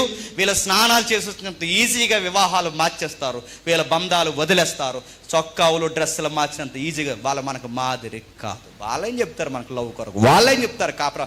వాళ్ళ దగ్గర డబ్బు ఉంది, వాళ్ళ దగ్గర సుఖం ఉంది, వాళ్ళ దగ్గర తిరిగే లగ్జరీ లైఫ్ ఉంది. వాళ్ళ దగ్గర లేనిదేడు చెప్పినా ఒక మాదిరికరమైన జీవితం లేదు వాళ్ళ దగ్గర. అందుకే బైబిల్ చెప్తుంది, వివాహం అన్ని విషయంలో ఘనమైంది. వాళ్ళని చూసి ఈ సినిమాల్లాగా, ఈ సీరియల్స్ లాగా, ఈ కథల్లాగా, ఈ కటౌట్స్ లాగా లైఫ్ అలా బ్యూటిఫుల్గా ఉంటుంది అనుకోకండి. జీవితంలో పెళ్లి ప్రమాణం చేసినప్పుడు మీరు గుర్తుపెట్టుకోండి, కష్టమందును సుఖమందును. నాకు విచిత్రంగా అనిపించే పదం ఏంటి చెప్పిన? సుఖమందు అంటే బాగానే ఉంది, చెప్పండి. కష్టమంది ఏంటంటే అదే మ్యారేజ్ అంటే. గుర్తుపెట్టుకో, అదే మ్యారేజ్ అంటే. కష్టమంది ఉండాలి. నేను అంతా సంతోషంగా ఉన్నప్పుడు ఉంటానంటే అలా నువ్వేటి దారిలో ఎవరైనా ఉంటారు. సుఖం వచ్చినప్పుడే కాదు, కష్టం వచ్చినప్పుడు కూడా ఉండాలి. సంతోషంగా ఉన్నప్పుడే కాదు, కష్టం వచ్చినప్పుడు. అది ఎలా ఉంటారు? అది మ్యారేజ్లో ఉంటారు. అదే బయట లవ్లో అయితే ఉంటారా? ఒక మాటను నీకు లాస్ట్ గుడ్ బై మెసేజ్ పెడతారు. మ్యారేజ్లో పెట్టలేరు. ఎందుకంటే వాళ్ళని ఒకటి కలిపింది, దాని పేరు మ్యారేజ్. వాళ్ళు గుడ్ బై అని చెప్పలేరు. కొట్టుకుంటారు, తిట్టుకుంటారు, సాయంత్రానికి వస్తారు సిగ్గు లేకుండా. ఇంకెప్పుడు అనుకో సారీ చెప్పుకుంటారు. అది ఉందే బ్యూటీ మ్యారేజ్లో, గుర్తుపెట్టండి. అందుకే మ్యారేజ్ లోపల ఉండాలి. మ్యారేజ్ బయట గొడవైంది అనుకోండి, 2 నిమిషాల్లో విడిపోతారు. మ్యారేజ్ లోపల, బైబిల్ ప్రకారం జరిగిన మ్యారేజ్ లోపల విడిపోరు. సాయంత్రానికి వస్తారు, క్షమించు, మరి ఆ టైంలో నువ్వు అలా మాట్లాడకూడదు అంటే, నువ్వు నన్ను అలా అనకూడదు అంటారు. సర్లే ఇంకెవరికి చెప్పుకో, నేను ఎవరికి చెప్పినట్టు, అంతే. బ్యూటీ అది. మ్యారేజ్ అన్ని విషయంలో ఘనమైనది, అన్ని విషయంలో ఘనమైనది. ఇక 3వ స్టేజ్కి వస్తున్నాం. ఇది కొంచెం జాగ్రత్తగానండి. సెక్స్. ఈ పదాన్ని తప్పుగా అనుకోకండి. శృంగారము దేవుడిచ్చినదే. ఆ శృంగారము నైతికతను బట్టి ముడిపడి ఉంది. అందుకే ఆ కింది వచ్చిన రాస్తున్న చూడండి, 4వ వచనం కలిపి చదవండి. వివాహము అన్ని విషయములలో ఘనమైనది గాను, పాన్పు నిష్కల్మషమైనది గాను ఉండవలను. ఎలా ఉండాలట? పాన్పు నిష్కల్మషమైనదిగా, కల్మషం లేనిదిగా. ఎప్పుడు కల్మషం లేనిగా ఉంటుంది చెప్పండి. లింక్ ఇచ్చాడు. వివాహం అవ్వాలి, ఘనముగా ఎంచబడాలి, నెక్స్ట్ అప్పుడు కల్మషం లేనిదిగా ఉంటుంది. అంటే శృంగారం అనేది ఎప్పుడు కలంకం లేనిదిగా ఉంటుందంటే మ్యారేజ్ తర్వాత జరగాల్సినది శృంగారం. మ్యారేజ్ ముందు జరిగితే కలంకము. గుర్తుపెట్టు, కలంకము జరిగితే దేవుడు బయట ఏం చేస్తాడు నాకు తెలియదు, కానీ బిలీవర్స్ అయిన వారు కలంకం అయితే దులుమాడేస్తాడు. మళ్ళీ చెప్తున్నాను, దావీదును ఊరుకున్నాడా? సంసోను ఊరుకున్నాడా? సొలొమోను వదిలేశాడా? బైబిల్లో భక్తులు, మేధావులైన వారు తప్పులు తడకగా ఇలాంటి సెక్సువల్ అబ్యూజ్లో వారు జారినప్పుడు వదిలేశాడా? భక్తులైన వారిని దివారాత్రులు బైబిల్ చదివిన వారే తప్పుడు అడిగేస్తే వదలలేనప్పుడు పర్లేదులే అనుకుంటే నీ శరీరాన్ని అపవిత్రపరిస్తే ఊరుకోడు, గుర్తుపెట్టుకో. బైబిల్ ఎలా రాడికల్ స్టేట్మెంట్ ఇచ్చింది, ఏమందో తెలుసా? ఇదిగో మీ దేహము దేవుడు అనుగ్రహించిన దేవాలయం అన్నాడు. ఇది దేవునికి దేవాలయం. మరో మాట అన్నాడు కింద, నా ఆలయాన్ని అపవిత్రపరిచిన వాడిని చెప్పండి నేను పాడు చేస్తా అన్నాడు. మద్యం చేత కానీ, మత్తు చేత కానీ, ఇలాంటి శృంగార బౌండరీలు దాటి ఇలాంటి అపవిత్రత చేత కానీ ఏదైనా దేహాన్ని అపవిత్రపరిస్తే దేవుడు అన్నాడు, నా ఆలయాన్ని పాడు చేసిన వాడిని చెప్పండి నేను పాడు చర్యలు తీసుకుంటానన్నాడు, జడ్జిమెంట్ చేస్తా అన్నాడు, ఊరుకోనన్నాడు. బయట వారికైనా ఒక అడుగు ఆలస్యం వచ్చేమో కానీ దేవుడు పనిష్మెంట్లు, లోనున్న వారు దేవుని పిల్లలు తప్పులు పర్లేదులే అని చేస్తే అడుగు కూడా ఆలస్యం చేయకుండా ఎగేసుకుని మీదకి వస్తాడు, గుర్తుపెట్టుకో. బైబిల్ చెప్తుంది, ఇదిగో నీ జీవితం, నీ శృంగార జీవితం అనేది వివాహం తర్వాత ఉండాలి, వివాహం తర్వాత ఉండాలి. పానుపు నిష్కల్మషముగా ఉండాలి. 1 night స్టే ఉంటాం, నువ్వు అలా వెళ్ళిపో, నేను ఎలా వెళ్ళిపో అంటే ఈ లోకస్తులకు చెల్లుతాయి అవి. బిలీవర్స్గా మనకు చెల్లవు, గుర్తుపెట్టుకోండి. ఒకవేళ వాళ్ళకి కుదిరినా ఈ రోజుతో పావు ఏదో రోజు వాళ్ళకి ఎదురవుతాయి, ఆ రోజు వాళ్ళు చెల్లించాల్సిన మూల్యాన్ని చెల్లిస్తారు. మీరు చూస్తున్నారా, పేపర్లు చదువుతున్నారా, కరెంట్ అఫైర్స్ మీరు చదువుతున్నారా, కరెంట్ న్యూస్ మీరు చదువుతున్నారా, ఎలాంటి విషయాల్లో కుప్పకూలిపోతున్నారు మీరు చదువుతున్నారా? మొన్నటి వరకు మీ రాష్ట్రాన్ని కాల్ రికార్డింగ్స్ ఊపేసినాయి, సెలబ్రిటీ కాపరాలు ఎగిరిపోయి అని పుంకాల న్యూస్ మీడియా చెప్తుంది. ఎందుకో? బయటోడైనా లోపలోడైనా ఏదన్నా మిస్టేక్ జరిగితే దాని మూల్యం ఏదో ఒక రోజు చెప్పండి ఖచ్చితంగా కట్టాలి. ఆ లైఫ్ గురించి చాలా రాడికల్గా మాట్లాడుతున్నాడు. వేశ్యశాంగులకును వ్యభిచారులకును దేవుడు తీర్పు తీర్చును. వేశ్యశాంగులు అంటే వివాహం జరగకుండా పానుపు మీదకి వెళ్ళిన ప్రతీది ఏంటి చెప్పండి? వ్యభిచారం, జారత్వం. నెక్స్ట్ వ్యభిచారము, జారత్వం, ఖచ్చితంగా వీటికి తీర్పు తీరుస్తాడు. వివాహం కాకుండా జరిగినది ఏ కేటగిరీలో వేస్తే ప్రభు అంటే వ్యభిచారమే, అది జారత్వం, అది అపవిత్రది. వాళ్ళకి ఏం చేస్తాడు దేవుడు? తీర్పు తీరుస్తాడు. బయట లోకము సామెత చెప్తాది, చెడ్డోడి గడ్డ మంచి భార్య వచ్చిందట, మంచోడి గడ్డ డొక్కు సామెతలన్నీ చెప్తుందండి లోకం. అని నేను చెప్తున్నాను, చెడ్డోడికి చెడ్డ భార్య వస్తుంది, మంచోడికి మంచి భార్య. నువ్వు మంచిగా ఉండు, దేవుడి మీద అనుకో, మంచి భార్య వస్తుంది. రెబెక్కమ్మకి కరెక్ట్ పర్సనాలిటీ ఎవరు చెప్పండి? ఐజక్ కరెక్ట్గా సూట్ అయ్యేది ఎవరు చెప్పండి? రెబెక్క. మరియమ్మకి సూట్ అయ్యేది ఎవరు చెప్పండి? క్రొత్త నిబంధనలో తల్లి అయిన మరికి యోసేపుకి కరెక్ట్ పర్సనాలిటీ ఎవరు చెప్పండి? అబ్రహాంకి కరెక్ట్ పర్సనాలిటీ ఎవరు చెప్పండి? శారమ్మ. మీరు ఎక్కడ చూడండి, దేవుడు ఏర్పరిచిన బంధాలు చాలా బ్యూటిఫుల్గా ఉంటాయి. నువ్వు గాలిడు అనుకో, చెప్పు గాలే వస్తుంది. నువ్వు గాలిదానం అనుకో, చెప్పండి గాలిడే వస్తాడు. నువ్వు దేవుని కొరకు సులమతి చెప్పినట్టు, రెబెక్కమ్మ చెప్పినట్టు, బైబిల్ చెప్పినట్టు, హెబ్రీ పత్రిక చెప్పినట్టు వివాహం కొరకు ఘనముగా ఎదురు చూసి కాపాడుకుంటే నీ లైఫ్లో కూడా ఘనమైన దేవుడు తీసుకుని వస్తాడు, గుర్తుపెట్టుకో. నేను ముగించేస్తున్నాను. పానుపు నిష్కల్మషంగా ఉండాలి. కొన్ని పదాలు వాడాలి, ఎందుకంటే ఈ జనరేషన్కి అలవాటైన పదాలు. ఈరోజు ఎక్కువ చూసారా, మగాళ్ళు పెళ్లి చేసుకుంటున్నారు, హోమోసెక్సువల్స్. నెక్స్ట్ ఎల్జీబీటీస్, గేస్, ఇంకా ఉన్నాయి లెస్బిసియన్స్. ఈ వర్డ్స్ అన్నీ ఇప్పుడు ఉన్నాయండి, ఈ పదాలన్నీ ఇప్పుడు బయట ఉన్నాయండి. లెస్బిసియన్స్ అంటే ఏంటి? ఎల్జీబీటీ అంటే ఏంటి? గేస్ ఎవరు? ట్రాన్స్జెండర్స్ ఎవరు? ఈరోజు న్యూస్ మీడియాలో ఆ సుమన్ టీవీ అని డైరెక్ట్గా అడుగుతున్నాను, ఆ సుమన్ టీవీ ఉంది, మరి వీళ్ళందరూ ఎక్కడ దొరుకుతున్నారో తెలియదు వీళ్ళకి. అందరు వాళ్ళతోనే ఇంటర్వ్యూలు. ఎవడో కామెంట్ కింద పెట్టారు, రే దోమల కన్నా ఎక్కువైపోయారు ఈ మధ్య మీరు అని. దోమల కన్నా ఎక్కువైపోయారు ఈ మధ్య. వీళ్ళకి ఏం చేస్తున్నారంటే వీళ్ళకి ఒక పేట వేస్తున్నారు, వాళ్ళ దగ్గర మైకులు పెడుతున్నారు, వాళ్ళతో ఇంటర్వ్యూ చేస్తున్నారు. పైపచ్చి ఒక రాయల్ వర్డ్స్ ఉపయోగిస్తున్నారు. ఆ రాయల్గా ఉపయోగించే పదం ఏంటి చెప్పిన, మనం వీళ్ళ ఫీలింగ్స్ని కూడా మనం ఏం చేయాలట? గౌరవించాలట. చెత్త వీళ్ళ ఫీలింగ్స్. మీరు యూనివర్స్లో చూడండి, దేవుని బైబిల్ నాగరికతలో చూడండి, అసలు ఇది లేదు, ఈ పదాలు లేవు. ఒక స్త్రీ, ఒక పురుషుడు, ఒక పురుషుడు, ఒక స్త్రీ. 1 man 1 woman అంతే.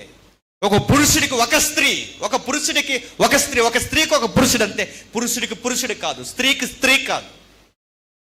దీన్ని ఏమంటారు తెలుసా? పాపం సొసైటీలో ఎక్స్ట్రీమ్ అయింది అనడానికి ఇదే సింబాలిక్. మీరు చూడండి, గుర్తులవే. పాపం పెట్టరేగిపోయింది అనడానికి దానిని గౌరవించడం ఏంటండి? ఎల్జీబీటీని గౌరవించడం ఏంటండి? లెస్బిసియన్స్ని గౌరవించడం ఏంటండి? వాళ్ళని ఆనర్ చేయడం ఏంటండి? కొన్ని ఇంటర్వ్యూలు చూస్తున్నా, ఆ మధ్యకాలంలో బాధాకరమైన విషయం, కేరళ రాష్ట్రం అంటే ఓపెన్గా అని చెప్పకూడదు, ఈ పర్సంటేజ్ ఎక్కువ ఉన్న రాష్ట్రం అది. అలాంటి దగ్గర ఒక క్రిస్టియన్ మాంక్ ఇద్దరు ఇంజనీరింగ్ ఫైనల్ ఇయర్ చదువుతున్న కుర్రోళ్ళకి ఈ క్రిస్టియన్ మాంక్ దగ్గరుండి పెళ్లి చేశాడు. ఏమనాలండి, ఇంకా వివాహం ఏమైపోయింది? దేవుడు ఏర్పరిచిన అందమైన శృంగార జీవితం ఎంత వక్ర మార్గం పడుతుంది. ఆ వీడియో బయటకు వచ్చిన దేశం అంతా చూసింది, నవ్వుతుంది. ఆడికి తాళి కట్టడం, ఆడు సిగ్గుపడిపోవడం. నాకు చచ్చిపోవాలనిపించింది ఆ వీడియో చూసి. ఆడు సిగ్గుపడిపోతున్నాడు, ఈడు తాళి కట్టినాడు, ఆడు ముడిసిపోతుంది. ఇడికి ఫ్యాంట్ సొక్కుంది, ఆడికి ఫ్యాంట్ సొక్కుంది. వీళ్ళను కూడా మనం గౌరవించి దగ్గరుండి పెద్దరికంగా ఏం చేయాలంటే మనం సమాధి చేస్తాడు దేవుడు. కంగారు పడక. దేవుడు ఒప్పుకోడు. దేవుడు చెప్పాడు, ఇదిగో ఒక స్త్రీకి ఒక పురుషుడు, ఒక పురుషుడికి ఒక స్త్రీ దేవుడు నిర్ణయించాడు. ఇది వివాహం. ఇందులో రెండు విషయాలు ఉన్నాయి. లవ్ ఉంది, మ్యారేజ్ ఉంది. నెక్స్ట్ మీ భవిష్యత్తుకి దేవుడు మీకు ఒక ఎక్స్ప్రెషన్ ఇచ్చాడు. ఈ పదం నేను తప్పుగా అర్థం చేసుకోకండి నన్ను. నీ ప్రేమకి, నీ భర్తకి, నీ భార్యకి, నీ భర్తకి, నీ భార్యకి, నీ భార్యకి, నీ భర్తకి నువ్వు లవ్లో ఇదిగో నేను చాలా హానెస్ట్గా ఉన్నాను అనడానికి ఇచ్చే ఎక్స్ప్రెషన్ ఏంటి చెప్పిన. నన్ను తప్పుగా అనుకోకండి. పూర్తిగా నీ శరీరాన్ని పానుపు మీద నీ భర్తకి, నీ భార్యకి అప్పగించడంలోనే నీ లవ్ ఎక్స్ప్రెషన్ ఉందంటుంది బైబిల్. గుర్తుపెట్టుకో. నీ ప్రేమను వ్యక్తీకరించు అంటే పూర్తిగా తన స్వాధీనం అయిపోయావు, పూర్తిగా తన కౌగిట్లోకి వెళ్ళిపో. ఇది దేవుడు ఏర్పరిచిన ప్రేమ కావ్యం. ఇలాంటి విలువైన బంధాన్ని, ఇలాంటి స్వచ్ఛమైన బంధాన్ని పట్టుకెళ్ళి పార్కుల్లోను, బీచ్ల్లోను, ఎక్కడెక్కడో చీకట్లో బెంచీలు చివరన పెడతానంటే దేవుడు చర్యలు తీసుకోవడం అనుకుంటున్నావా? దేవుడు ఊరుకుంటారు అనుకుంటున్నావా? క్రొత్త నిబంధనలో సెలవిచ్చాడు ఆయన, విగ్రహారాధకులకును, వ్యభిచారులకును, జారులకును ఖచ్చితంగా ఆయన ప్రతి దండన చేయును అని చెప్పి ఊరుకోడట. అందుకే జీవితం అనే దాంట్లో దేవుడిచ్చిన అందమైన విషయం పానుపు. అది మీ ఇద్దరు 4 గోళ్ల మధ్య మీ దగ్గర ఉండాల్సినది, మీ ఇద్దరి మధ్య ఉండాల్సినది. అప్పటి వరకు సొలొమోను చెప్పినట్టు వాటి జోలికి చెప్పండి పోవద్దు, వాటిని రేపదు.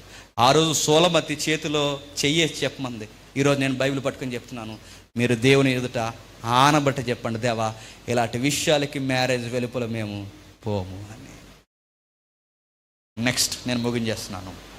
5వ వచనంలో, ధనాపేక్ష లేని వారై మీకు కలిగిన వాటితో తృప్తి పొందిన నుండి. మనం చూసాం ప్యాటర్న్, మీకు గుర్తుందో చెప్పండి ఒకసారి. Love, sex, marriage, money. Last మనం చూసి ముగించేస్తున్నాం.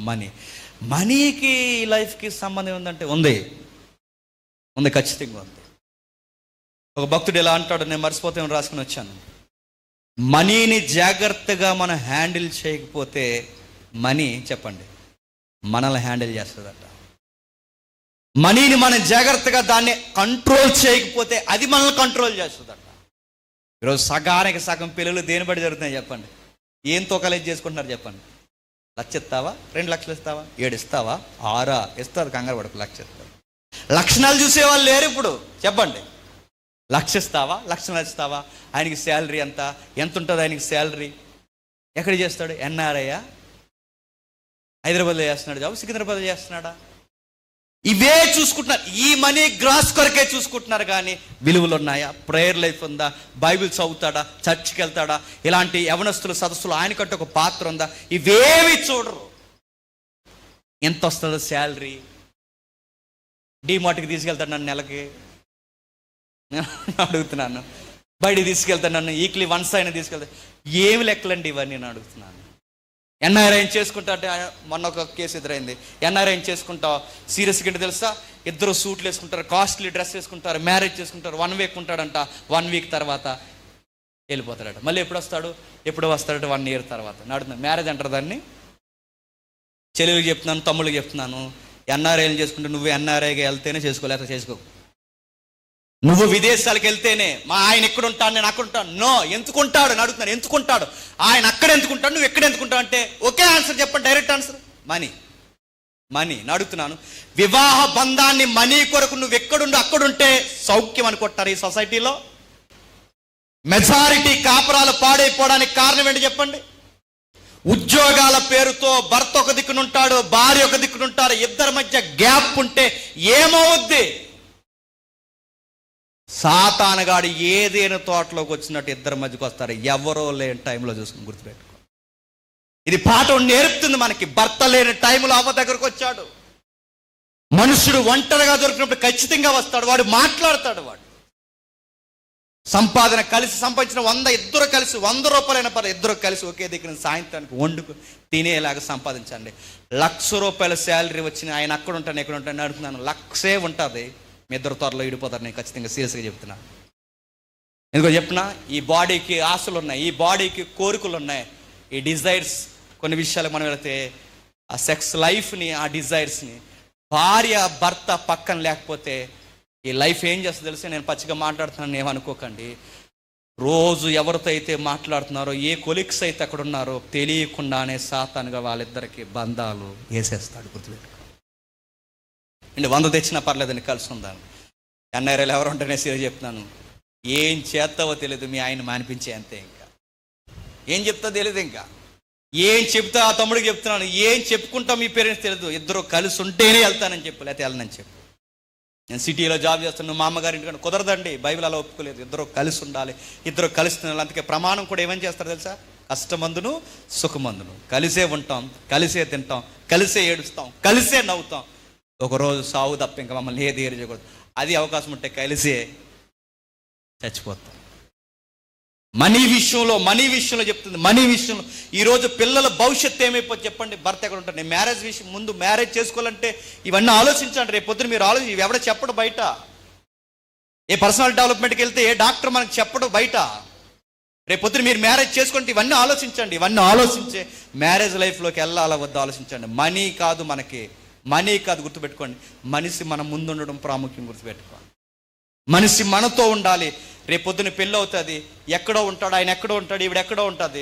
ఈవిడ జాబ్ చేస్తుందట, ఈయన జాబ్ చేస్తాడు. మరి పిల్లలు ఎక్కడ ఉంటారు? అమ్మమ్మ దగ్గర వదిలేస్తారంట, నాన్నమ్మ దగ్గర వదిలేస్తాడు. వదిలేస్తే అమ్మా నాన్న ఉన్న పిల్లలే తినంగా పెరగట్లేదు. అమ్మా నాన్న లేకపోతే అమ్మమ్మ దగ్గర తినంగా పెరుగుతారా? మళ్ళీ ఒక స్లోగన్ దీనికి. ఆ స్లోగన్ ఏంటో చెప్పిన? వెలుగుండగానే. చెప్పండి, దీనికి ఒక స్లోగన్ మళ్ళీ. వెలుగుండగానే దీపం చక్క పెట్టుకోవాలి. పిల్లల భవిష్యత్తు బాగుండాలంటే ఇలాంటి నిర్ణయాలు తప్పదు, కష్టమైన తీసుకోవాలంటే. నేను అడుగుతున్నాను, పిల్లల భవిష్యత్తు బాగుంటుందిలే, మరి మీ భవిష్యత్తు, ప్రజెంట్ మీ భవిష్యత్తు, మీరేమైపోతారు? వయసు అంతా అడవి కాసిన ఎన్నులు అవుతుంది, మీరేమవుతారు అడుగుతున్నాను నేను. అందుకే బైబిల్ అంది, ధనము నిన్ను డిస్టర్బెన్స్ చేయకూడదు, మ్యారేజ్ లైఫ్లో నువ్వు డిస్టర్బెన్స్ అవ్వకూడదు, సెక్స్లో అబ్యూజ్ అవ్వకూడదు, లవ్లో డెఫినేషన్ దాటి నువ్వు బయటకు వెళ్ళిపోకూడదు. నా కుమారుడా, ఈ 4 విషయాలు జాగ్రత్త. నీకు భరోసా ఇస్తున్నాను. లవ్, మ్యారేజ్, సెక్స్, మనీ, ఈ 4 విషయాల్లో నా బౌండరీస్ దాటకుండా నువ్వు ఉంటే నీకు ఒక వాగ్దానం ఇస్తున్నా అంటున్నాడు. ఆ వాగ్దానం ఏంటో చూడండి, ఎంత బాగుంటుంది. ఆ వాగ్దానం ఏంటో తెలుసా? నిన్ను ఏమాత్రం విడువను, నిన్ను ఎడబాయను అని ఆయన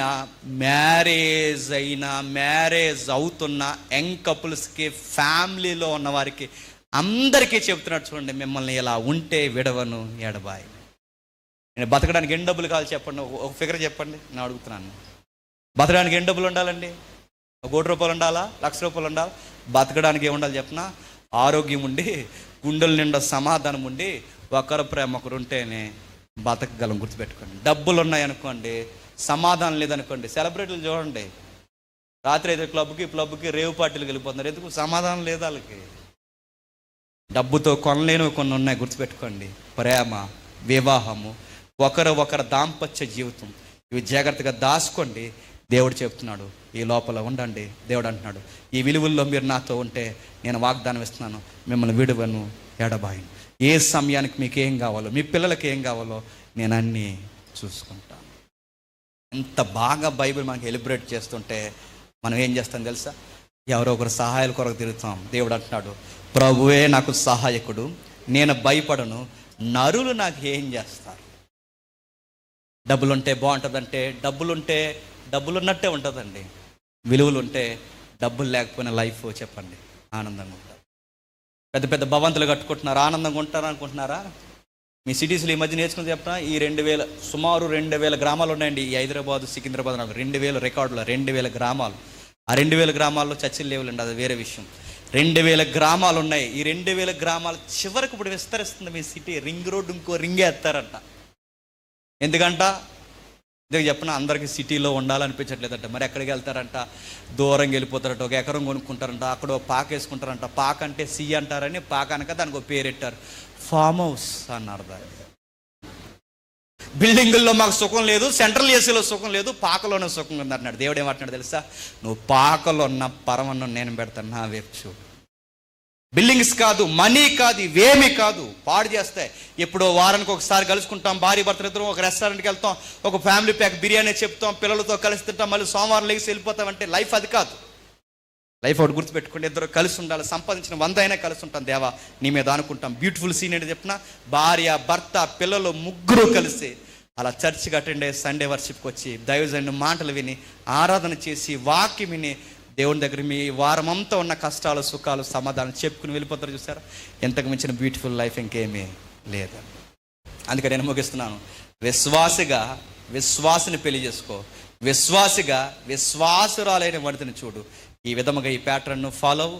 నీ లైఫ్ అన్ని విధాలుగా ఈ 4 గ్రాపుల్లో బాగుంటుంది. ఏ మాత్రం డిస్టర్బెన్స్ అయినా ఈ 4 విషయాలు చాలు, పాడైపోతారు. అలా ఉండకూడదని కోరుకుంటూ దేవుడు మిమ్మల్ని దీవించునుగాక.